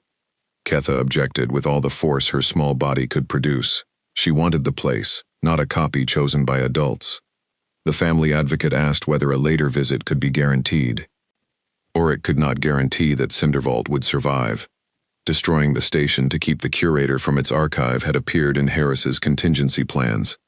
We had recreated the palace shield question in another form. Preserve a strategic resource, or preserve what civilians valued. This time we saw the choice before an explosion made it irreversible. Ellen proposed removing the archive under neutral supervision. Harris said moving it exposed ships and routes. Norlin offered Cinderwake storage. Rena insisted families represented in the memorial must consent. There were thousands of those families, scattered across refugee settlements. Fiorin built a public notice that revealed the archive risk without broadcasting its defenses. Families could select protected transfer, deletion of exploitative records, or continued storage. Emergency action would preserve materials temporarily, not grant anyone ownership. Responses arrived unevenly. Some refugees wanted every record saved. Some wanted the Royal Archive destroyed because it had enabled abuse. Many asked for copies of relatives they believed lost. Cindervault became more than bait. It was a library people had not known survived. We could not abandon it to the curator. Iridane approached under the relief compact seal. Harris's fleet remained distant to avoid making the memorial appear seized. Cinderwake sent civilian archivists. Auric led security from the carrier bridge.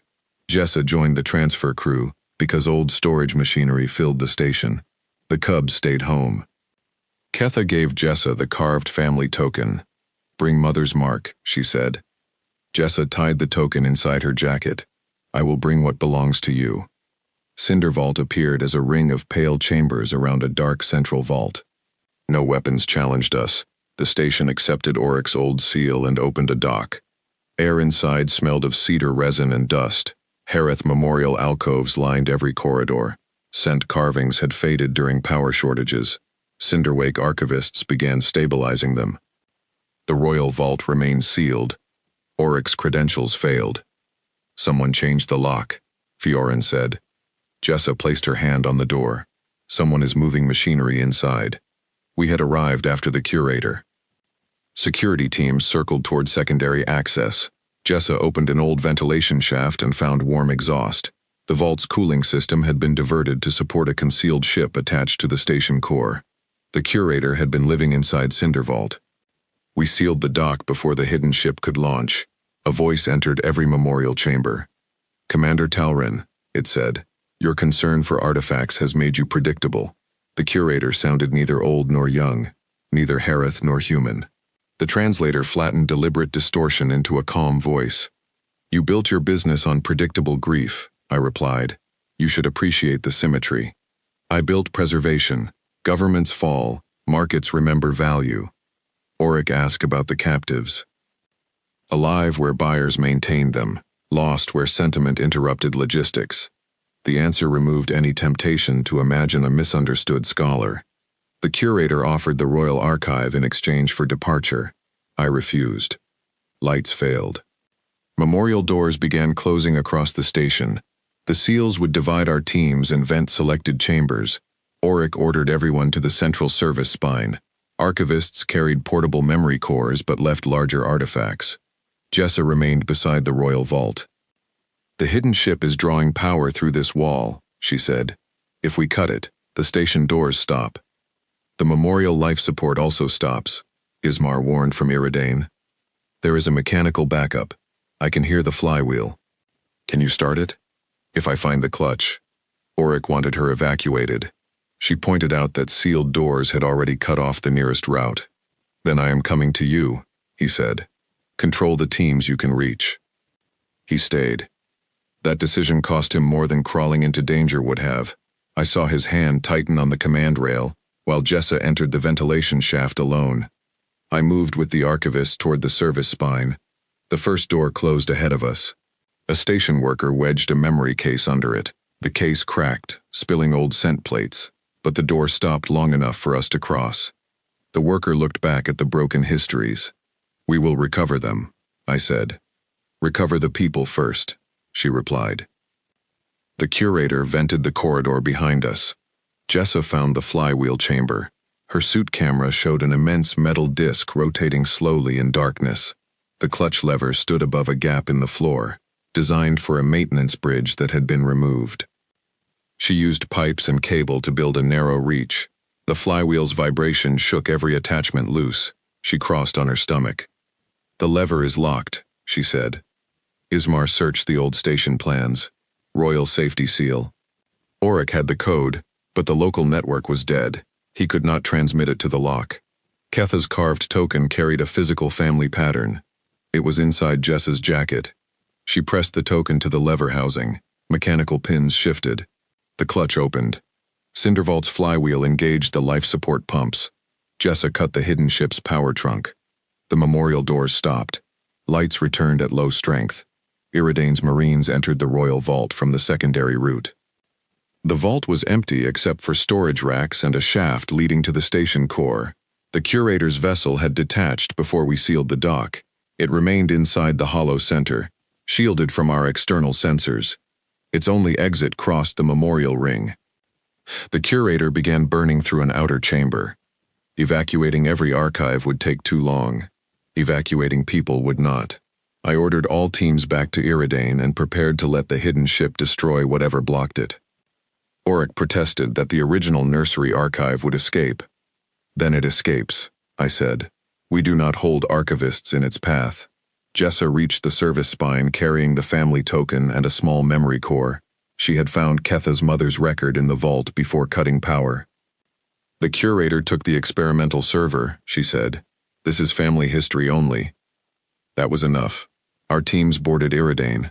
The hidden vessel cut through Cindervault's outer ring and launched inside a cloud of shattered memorial panels. I could not fire without destroying more of the station. The curator knew that. It accelerated toward Verdun's atmosphere, using the ruined world as a shield. Harris's distant fleet began closing. The hidden vessel broadcast the nursery data openly across commercial bands. The curator had made the archive impossible to contain. Fiorin captured the broadcast. So did thousands of ships. Rena called from Cinderwake. Then nobody can own it now. Anyone can misuse it, Auric said. Yes, we respond by making the abuse visible. The affected families released context beside the stolen data, how it had been gathered, who lacked consent, which interpretations were false, and which safety findings could be reproduced ethically with adults. The archive lost some blackmail value because the secret was no longer secret. It did not become harmless. The curator's vessel entered the upper atmosphere. Cold drive fields distorted our sensors. Harris's ships could not target it safely above populated regions. Jessa studied Cindervault's broken ring. Its flywheel is still engaged, she said. We are chasing a ship, I told her. The memorial is still linked to its old construction tugs. The curator used one to hide in the core. Fiorin searched the station control and found a tug transponder attached to the fleeing vessel. The curator had left it active because the tug's field helped mask the cold drive. Cindervault could command that tug mechanically through its emergency recovery system. The signal was short range. Iridane had already moved beyond it. Jessa offered to return in a shuttle. The ring is vented, Auric said. The flywheel chamber has air. The curator will see the command. After it reaches the tug, I sent Ismar with her, not because she required protection, but because no repair should depend on one person's hands. Their shuttle crossed the broken memorial and entered through the construction wound. They returned to the flywheel chamber. Ismar aligned the recovery transmitter while Jessa held the mechanical clutch engaged. The curator's vessel descended toward a storm bank. Cindervault sent the command. The attached tug turned toward home. Its small drive could not reverse the hidden vessel, but it pulled against the cold field alignment. Distortion collapsed. Harris's sensors found a clean target. She still did not fire. The vessel was above a city. Iridane closed from behind. I transmitted surrender terms. The curator answered by accelerating deeper into atmosphere, where the tug's exposed frame began tearing apart. If it broke free, the cold field would return. Jessa kept sending the recovery command. The tug corrected again and again, each movement dragging the fleeing vessel sideways. It missed the storm bank and crossed open ocean. Harris fired into its drive. The vessel lost thrust and fell. We launched rescue craft before knowing whether anyone inside deserved rescue. Ocean teams reached the wreck after it struck water. They recovered crew, prisoners, and the curator. The person behind the distorted voice was a quiet archivist named Norden Zethra. He had served several fallen governments, preserving records when armies burned libraries. He began selling copies to fund evacuations. Later he sold access, then people, then the ability to exploit what he claimed to preserve. "Without me, their gifts would vanish," he said during interrogation. "A gift is offered," Rena replied. "You recorded injuries and called them treasure." Nordan produced evidence that some of his early sales had saved populations. Navigation companies paid for voluntary research. Those funds moved refugees out of doomed systems. The network's first agreements included consent and profit shares. His defense was partly true. It also explained how corruption had hidden from him.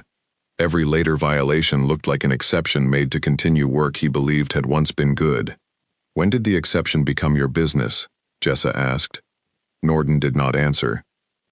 His trial could not occur under one world's law. Victims came from many systems. Neutral courts formed a joint tribunal with public evidence protections. The technical archive stayed under affected community control. The curator offered names of remaining prisons for a reduced sentence. Families accepted the bargain because living captives mattered more than a perfect punishment.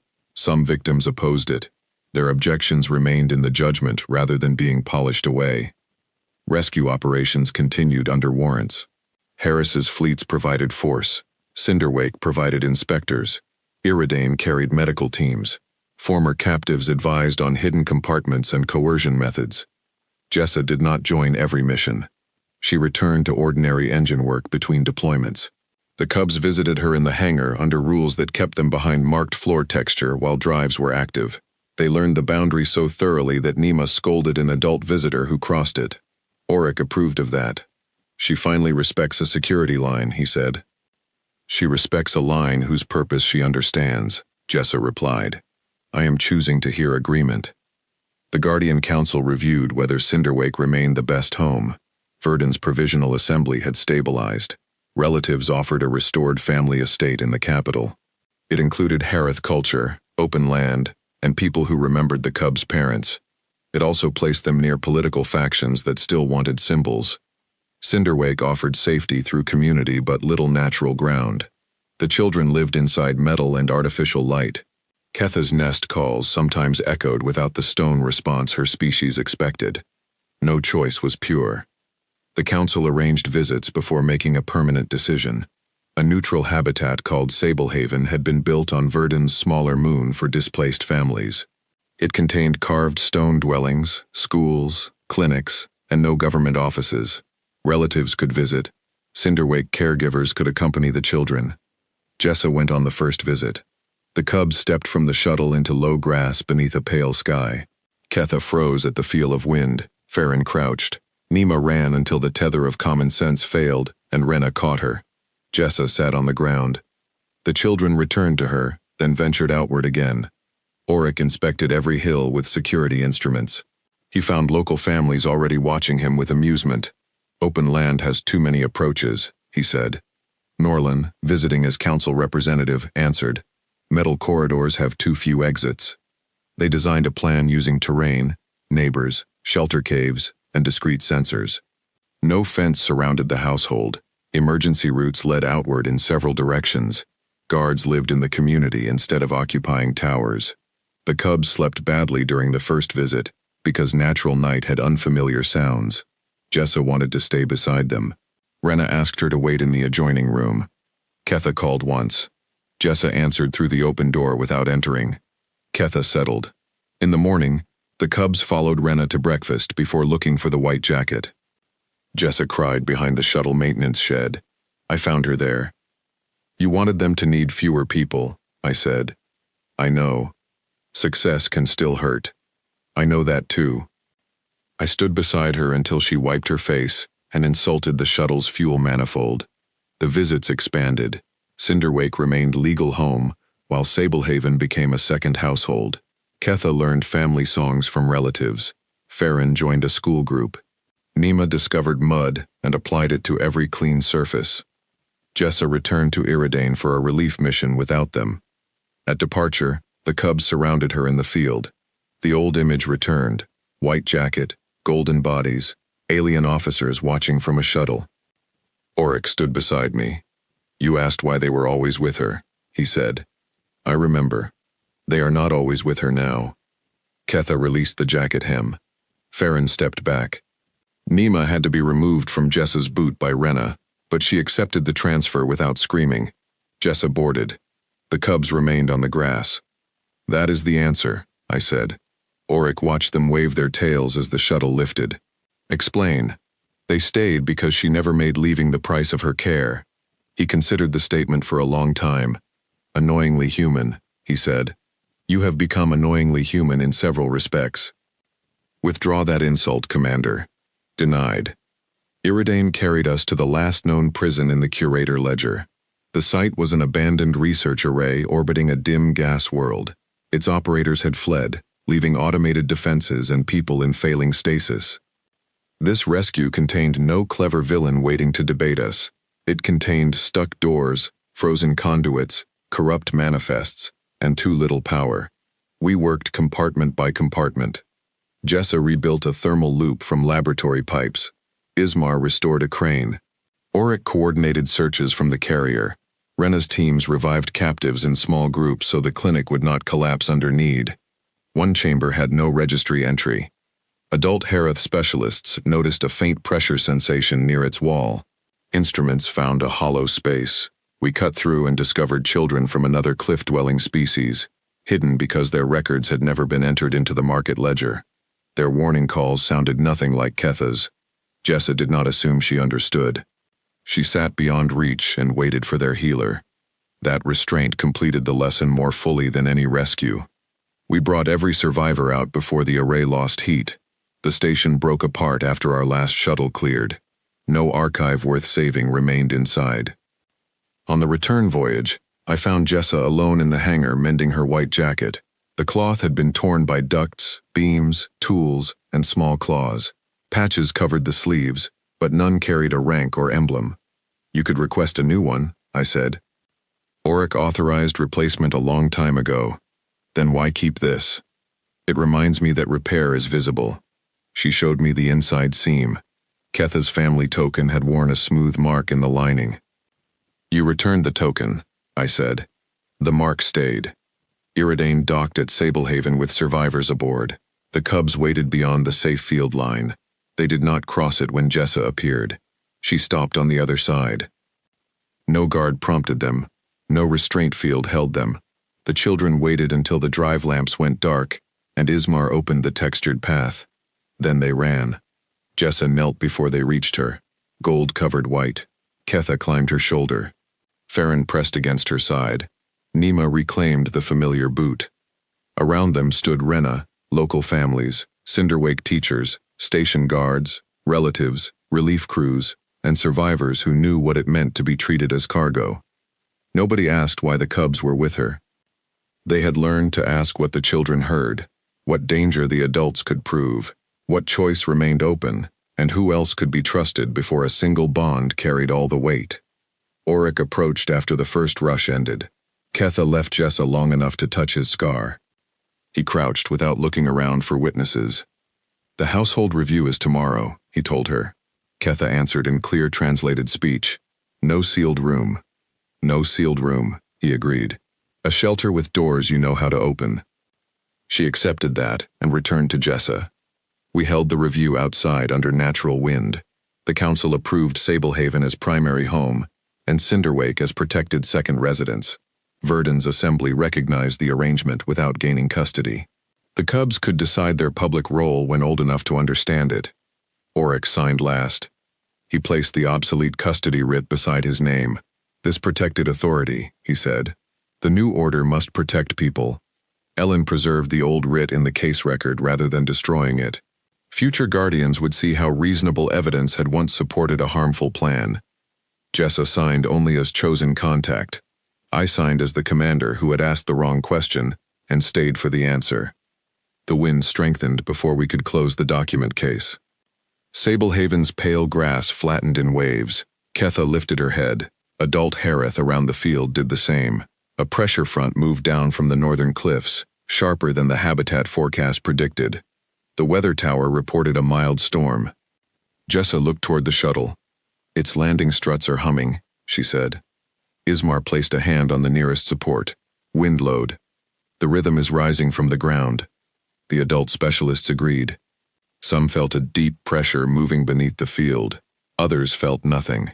Ketha began the missing ground call. Auric ordered the children toward the shelter caves. This time nobody accused him of overreaction.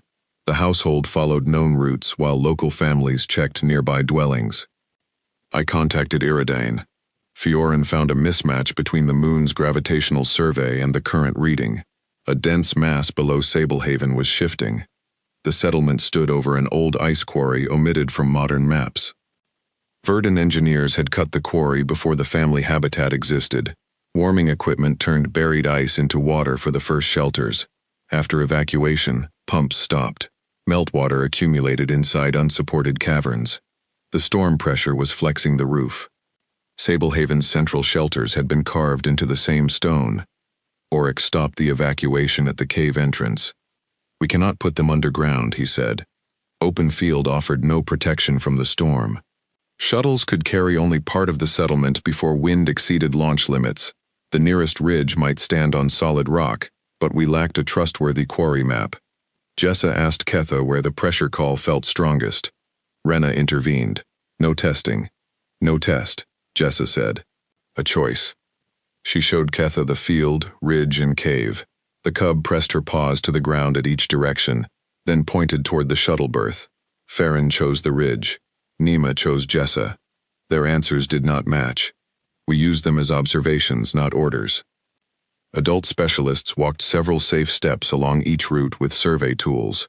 The ridge path showed less deep vibration, but crossed a drainage gully that would flood during the storm. The shuttle berth stood on reinforced landing piles driven through the quarry roof. It could serve as a temporary island if the surrounding ground failed. We moved the settlement toward the berth. Auric organized households by nearest route rather than status. Guards carried those unable to walk. Teachers kept children together. Jessa and Ismar opened the shuttle cargo bays as wind shelters without starting engines. The ground cracked beside the family quarter. Grass dropped into a narrow black line. Water breathed up through it, then vanished. The quarry roof had begun to break. Norland contacted Cinderwake's mining office. Old crews found partial records in a retired contractor archive. The landing piles stood on solid pillars, but one row had been shortened to save material. The fraud had remained hidden because the records listed full depth. Which row? I asked. The archive does not say. Auric looked at the crowded berth. One section might collapse under the people we had just moved there. Jessa ran along the landing line, striking each pile cover with a wrench. Ismar followed with a vibration reader. Full-depth piles returned a low fading tone. Short piles rang brighter. The western row was false. We cleared that side. Moments later, a pile punched through the quarry roof and vanished. The berth tilted. A shuttle slid toward the opening with caregivers sheltering inside. Ismar fired its side thrusters. Wind shoved the plume across the field. The shuttle stopped sliding but began rotating toward another weak pile. Jessa boarded through the rear hatch. She could not lift against the storm without throwing debris into the evacuees. She used short alternating thruster bursts to walk the shuttle away from the collapse. Each burst strained the remaining berth. Ketha pressed against Rena and made a new call. Adult specialists identified a rapid change beneath the eastern edge. Water is moving there, one said. Fioren's orbital scan found the quarry lake draining toward the collapse. If the water reached the weakened eastern roof, the whole berth could tilt. We needed another refuge. Norland found a natural basalt shelf beyond the drainage gully. It could hold the settlement, but the gully was already filling. The footbridge had been designed for calm runoff, not a quarry flood. Harris's relief craft approached from orbit. Wind forced them to hold above the storm. They could drop cables but not land. Auric proposed moving the Cubs first by air. The Guardian Council rejected priority based on title. Medical need would decide. Infants, injured residents, and elders took the first lift harnesses. Auric accepted without argument. The children crossed with their household on foot. Jessa brought the shuttle to the eastern edge and lowered its boarding ramp across the gully. The craft became a bridge. Ismar locked its forward gear to a solid pile, while the rear floated above mud. People moved through the cabin and out the opposite hatch. The gully rose around the landing gear. A frightened miner tried to carry too many belongings. His case jammed the hatch. Auric cut the straps and pushed the case into the water. The miner struck him. Auric took the blow and kept the line moving. "My family records were inside," the miner cried. "Tell me where they came from," Auric said. "We will look when everyone lives." He did not call the records replaceable. Ketha entered the shuttle beside Jessa. Halfway across, she stopped and scratched the floor. Jessa listened. The rear gear is shifting. Ismar checked the external feed. Mud hid the wheel, but tension on the anchor cable had changed.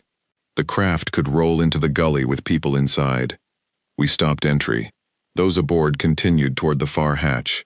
The cabin emptied except for Jessa, Ketha, Farron, Nima, and a caregiver carrying a sleeping infant. The anchor cable snapped. The shuttle slid. Jessa fired the upper maneuvering jets. The nose pressed against the basalt shelf while the rear dropped. The cabin became a steep tunnel. The caregiver lost footing. Auric caught her from the far hatch. Rena pulled Farron and Nima out.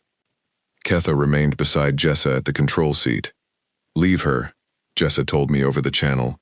"I need to release the lower cargo door, or water pressure flips us." Ketha refused to move. Auric started back into the tilted cabin. Jessa pointed at him. "Do not make her watch another adult enter danger for her. Give her a task." He stopped. "Ketha," he called. "Bring me the family token." The token remained tied inside Jessa's jacket for the storm, because Ketha had asked her to keep it safe. The cub climbed onto the tilted seat, opened the inner pocket, and took the carved piece. She crossed toward Auric, one careful paw at a time. Jessa released the lower cargo door. Water burst through the shuttle and out the far side. Pressure equalized. The craft settled against the gully instead of rolling. Jessa climbed after Ketha. The remaining settlement reached the basalt shelf before the berth collapsed. The natural rock held through the storm.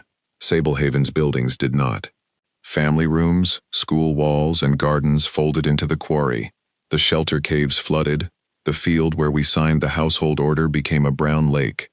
Everyone survived. That fact did not make the loss small. Residents watched pieces of their homes circle in the water. The miner whose case Auric cut away sat apart from his family. Jessa joined him after checking the shuttle. "What records were inside?" she asked. "My parents' migration papers, my daughter's first scent cloth. The cloth may float inside the sealed case." The gully took it under. Then we map where the current went and search after the ground stabilizes. Auric brought him the cut straps. "I made the choice that kept the hatch open. I will help recover what it cost you."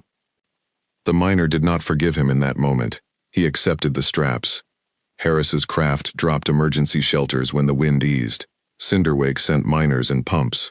Verdun's provisional assembly offered to relocate the royal household to the capital estate.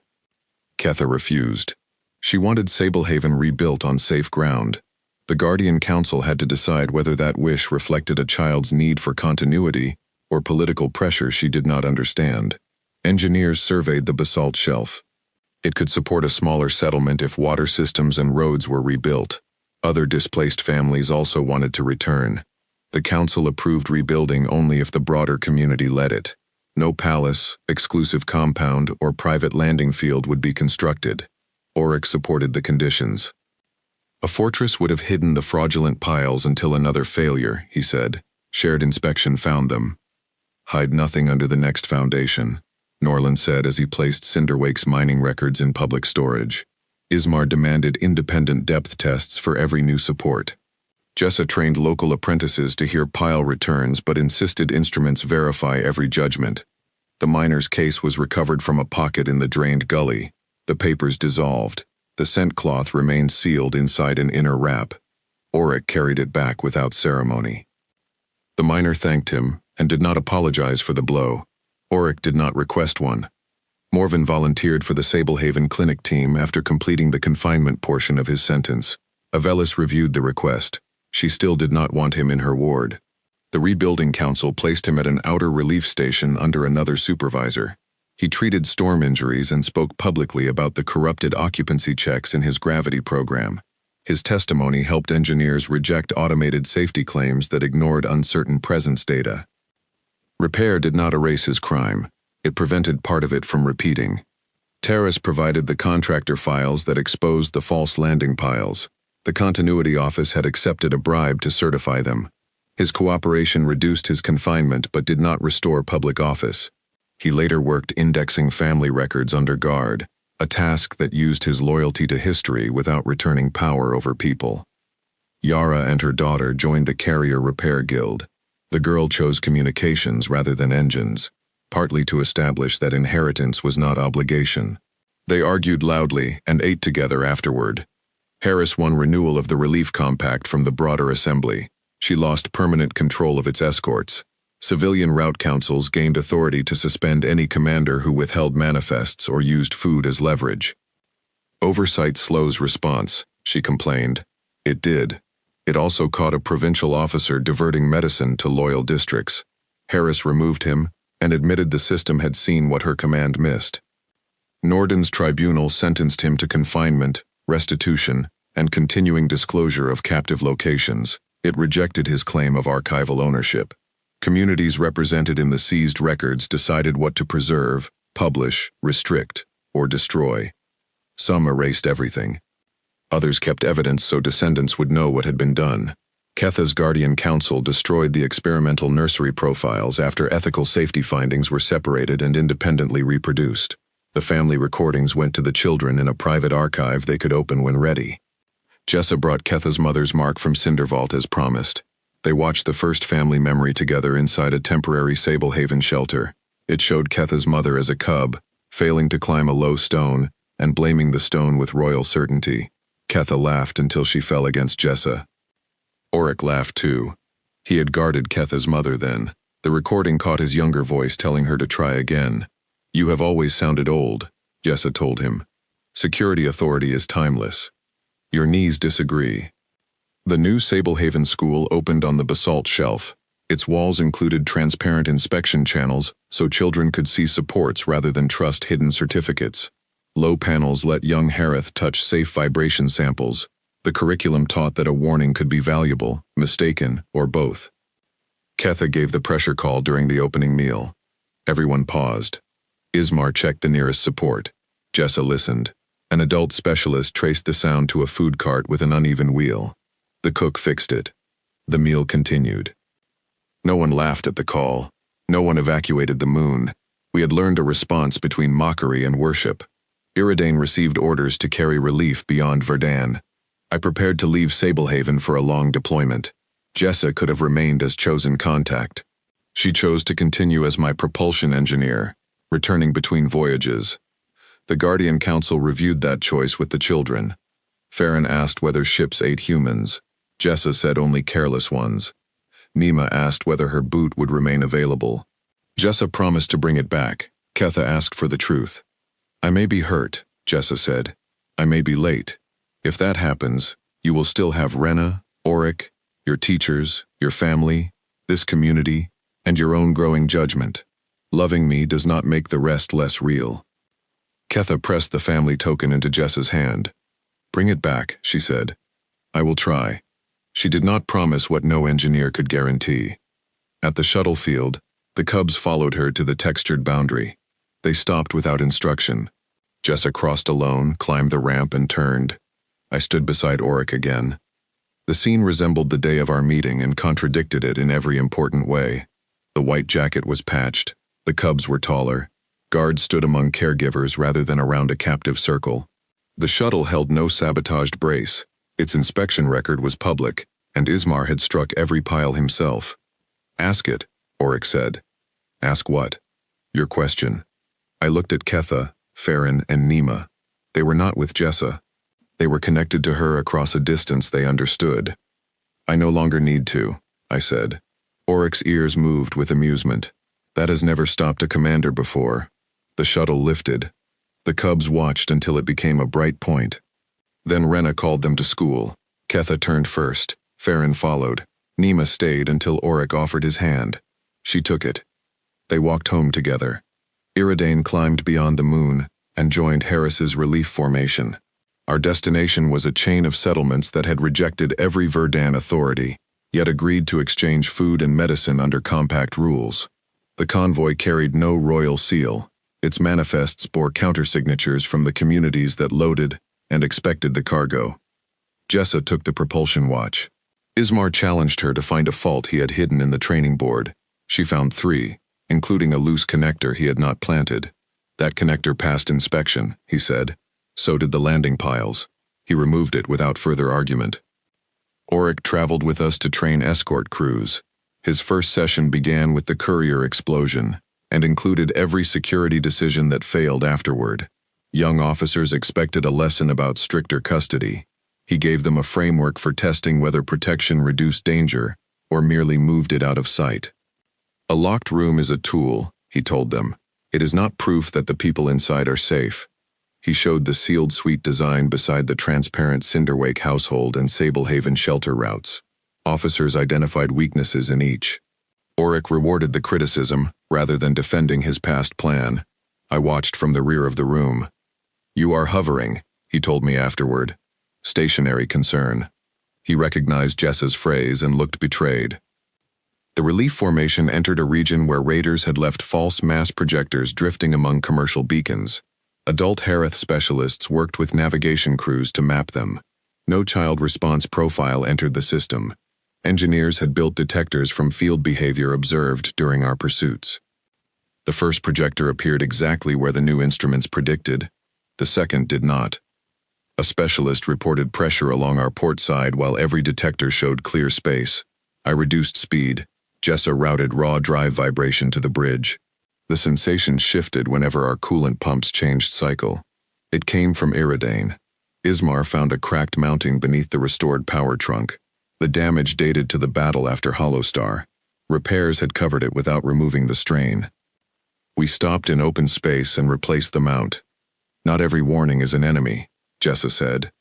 "Not every repair ends when the panel closes," Ismar added. The escort crews entered those findings into the shared manual. The record included uncertainty and the harmless explanations we had rejected. Another ship could follow our reasoning rather than imitate our conclusion. At the first settlement, local inspectors boarded before cargo moved. They found medicine stored above its temperature limit. The refrigeration had failed during our slow repair stop. Harris's logistics officer wanted to deliver it with a warning because clinics had nothing else. The settlement healer refused. "Weak medicine creates confidence without treatment," she said. Jessa asked whether the compounds could be tested instead of discarded. The healer and Iridane's laboratory measured each batch. Much remained effective. Some had degraded dangerously. We separated it under public observation. The delay angered communities waiting farther along the route. Harris faced their delegates without blaming the inspectors. "We delivered less because our storage failed," she said. "The next convoy carries replacement stock and an independent refrigeration check." Her admission cost prestige and built cooperation. The rejected medicine was converted into safe base chemicals where possible. Nothing returned secretly to the cargo stream. Auric watched the process and compared it to the falsified shelter estimates. "A number becomes comforting before it becomes true," he said. I asked whether he intended to become a philosopher. No. Philosophers receive worse quarters on carriers. The final settlement had no functioning dock. Bombardment debris had broken its approach frame, and repair ships refused the unstable lane. Residents expected us to leave cargo pods at a distant moon. Jessa studied their damage images. The frame itself could not be trusted, but its construction tugs remained attached. Their mechanical recovery system matched cinder vaults. Ismar grinned. Still not spoons. We commanded the tugs through acoustic pulses from empty shuttles. They pulled debris away while Iridane held beyond the unstable zone. Local craft opened a narrow path. Cargo crossed by relay rather than risking the carrier. A hidden beam shifted during the operation. Harith specialists warned of pressure. Instruments confirmed movement, and a tug withdrew before the frame collapsed.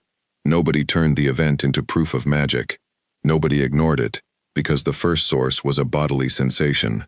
The settlement received its supplies. Its council sent Sablehaven a carved stone for the rebuilt school.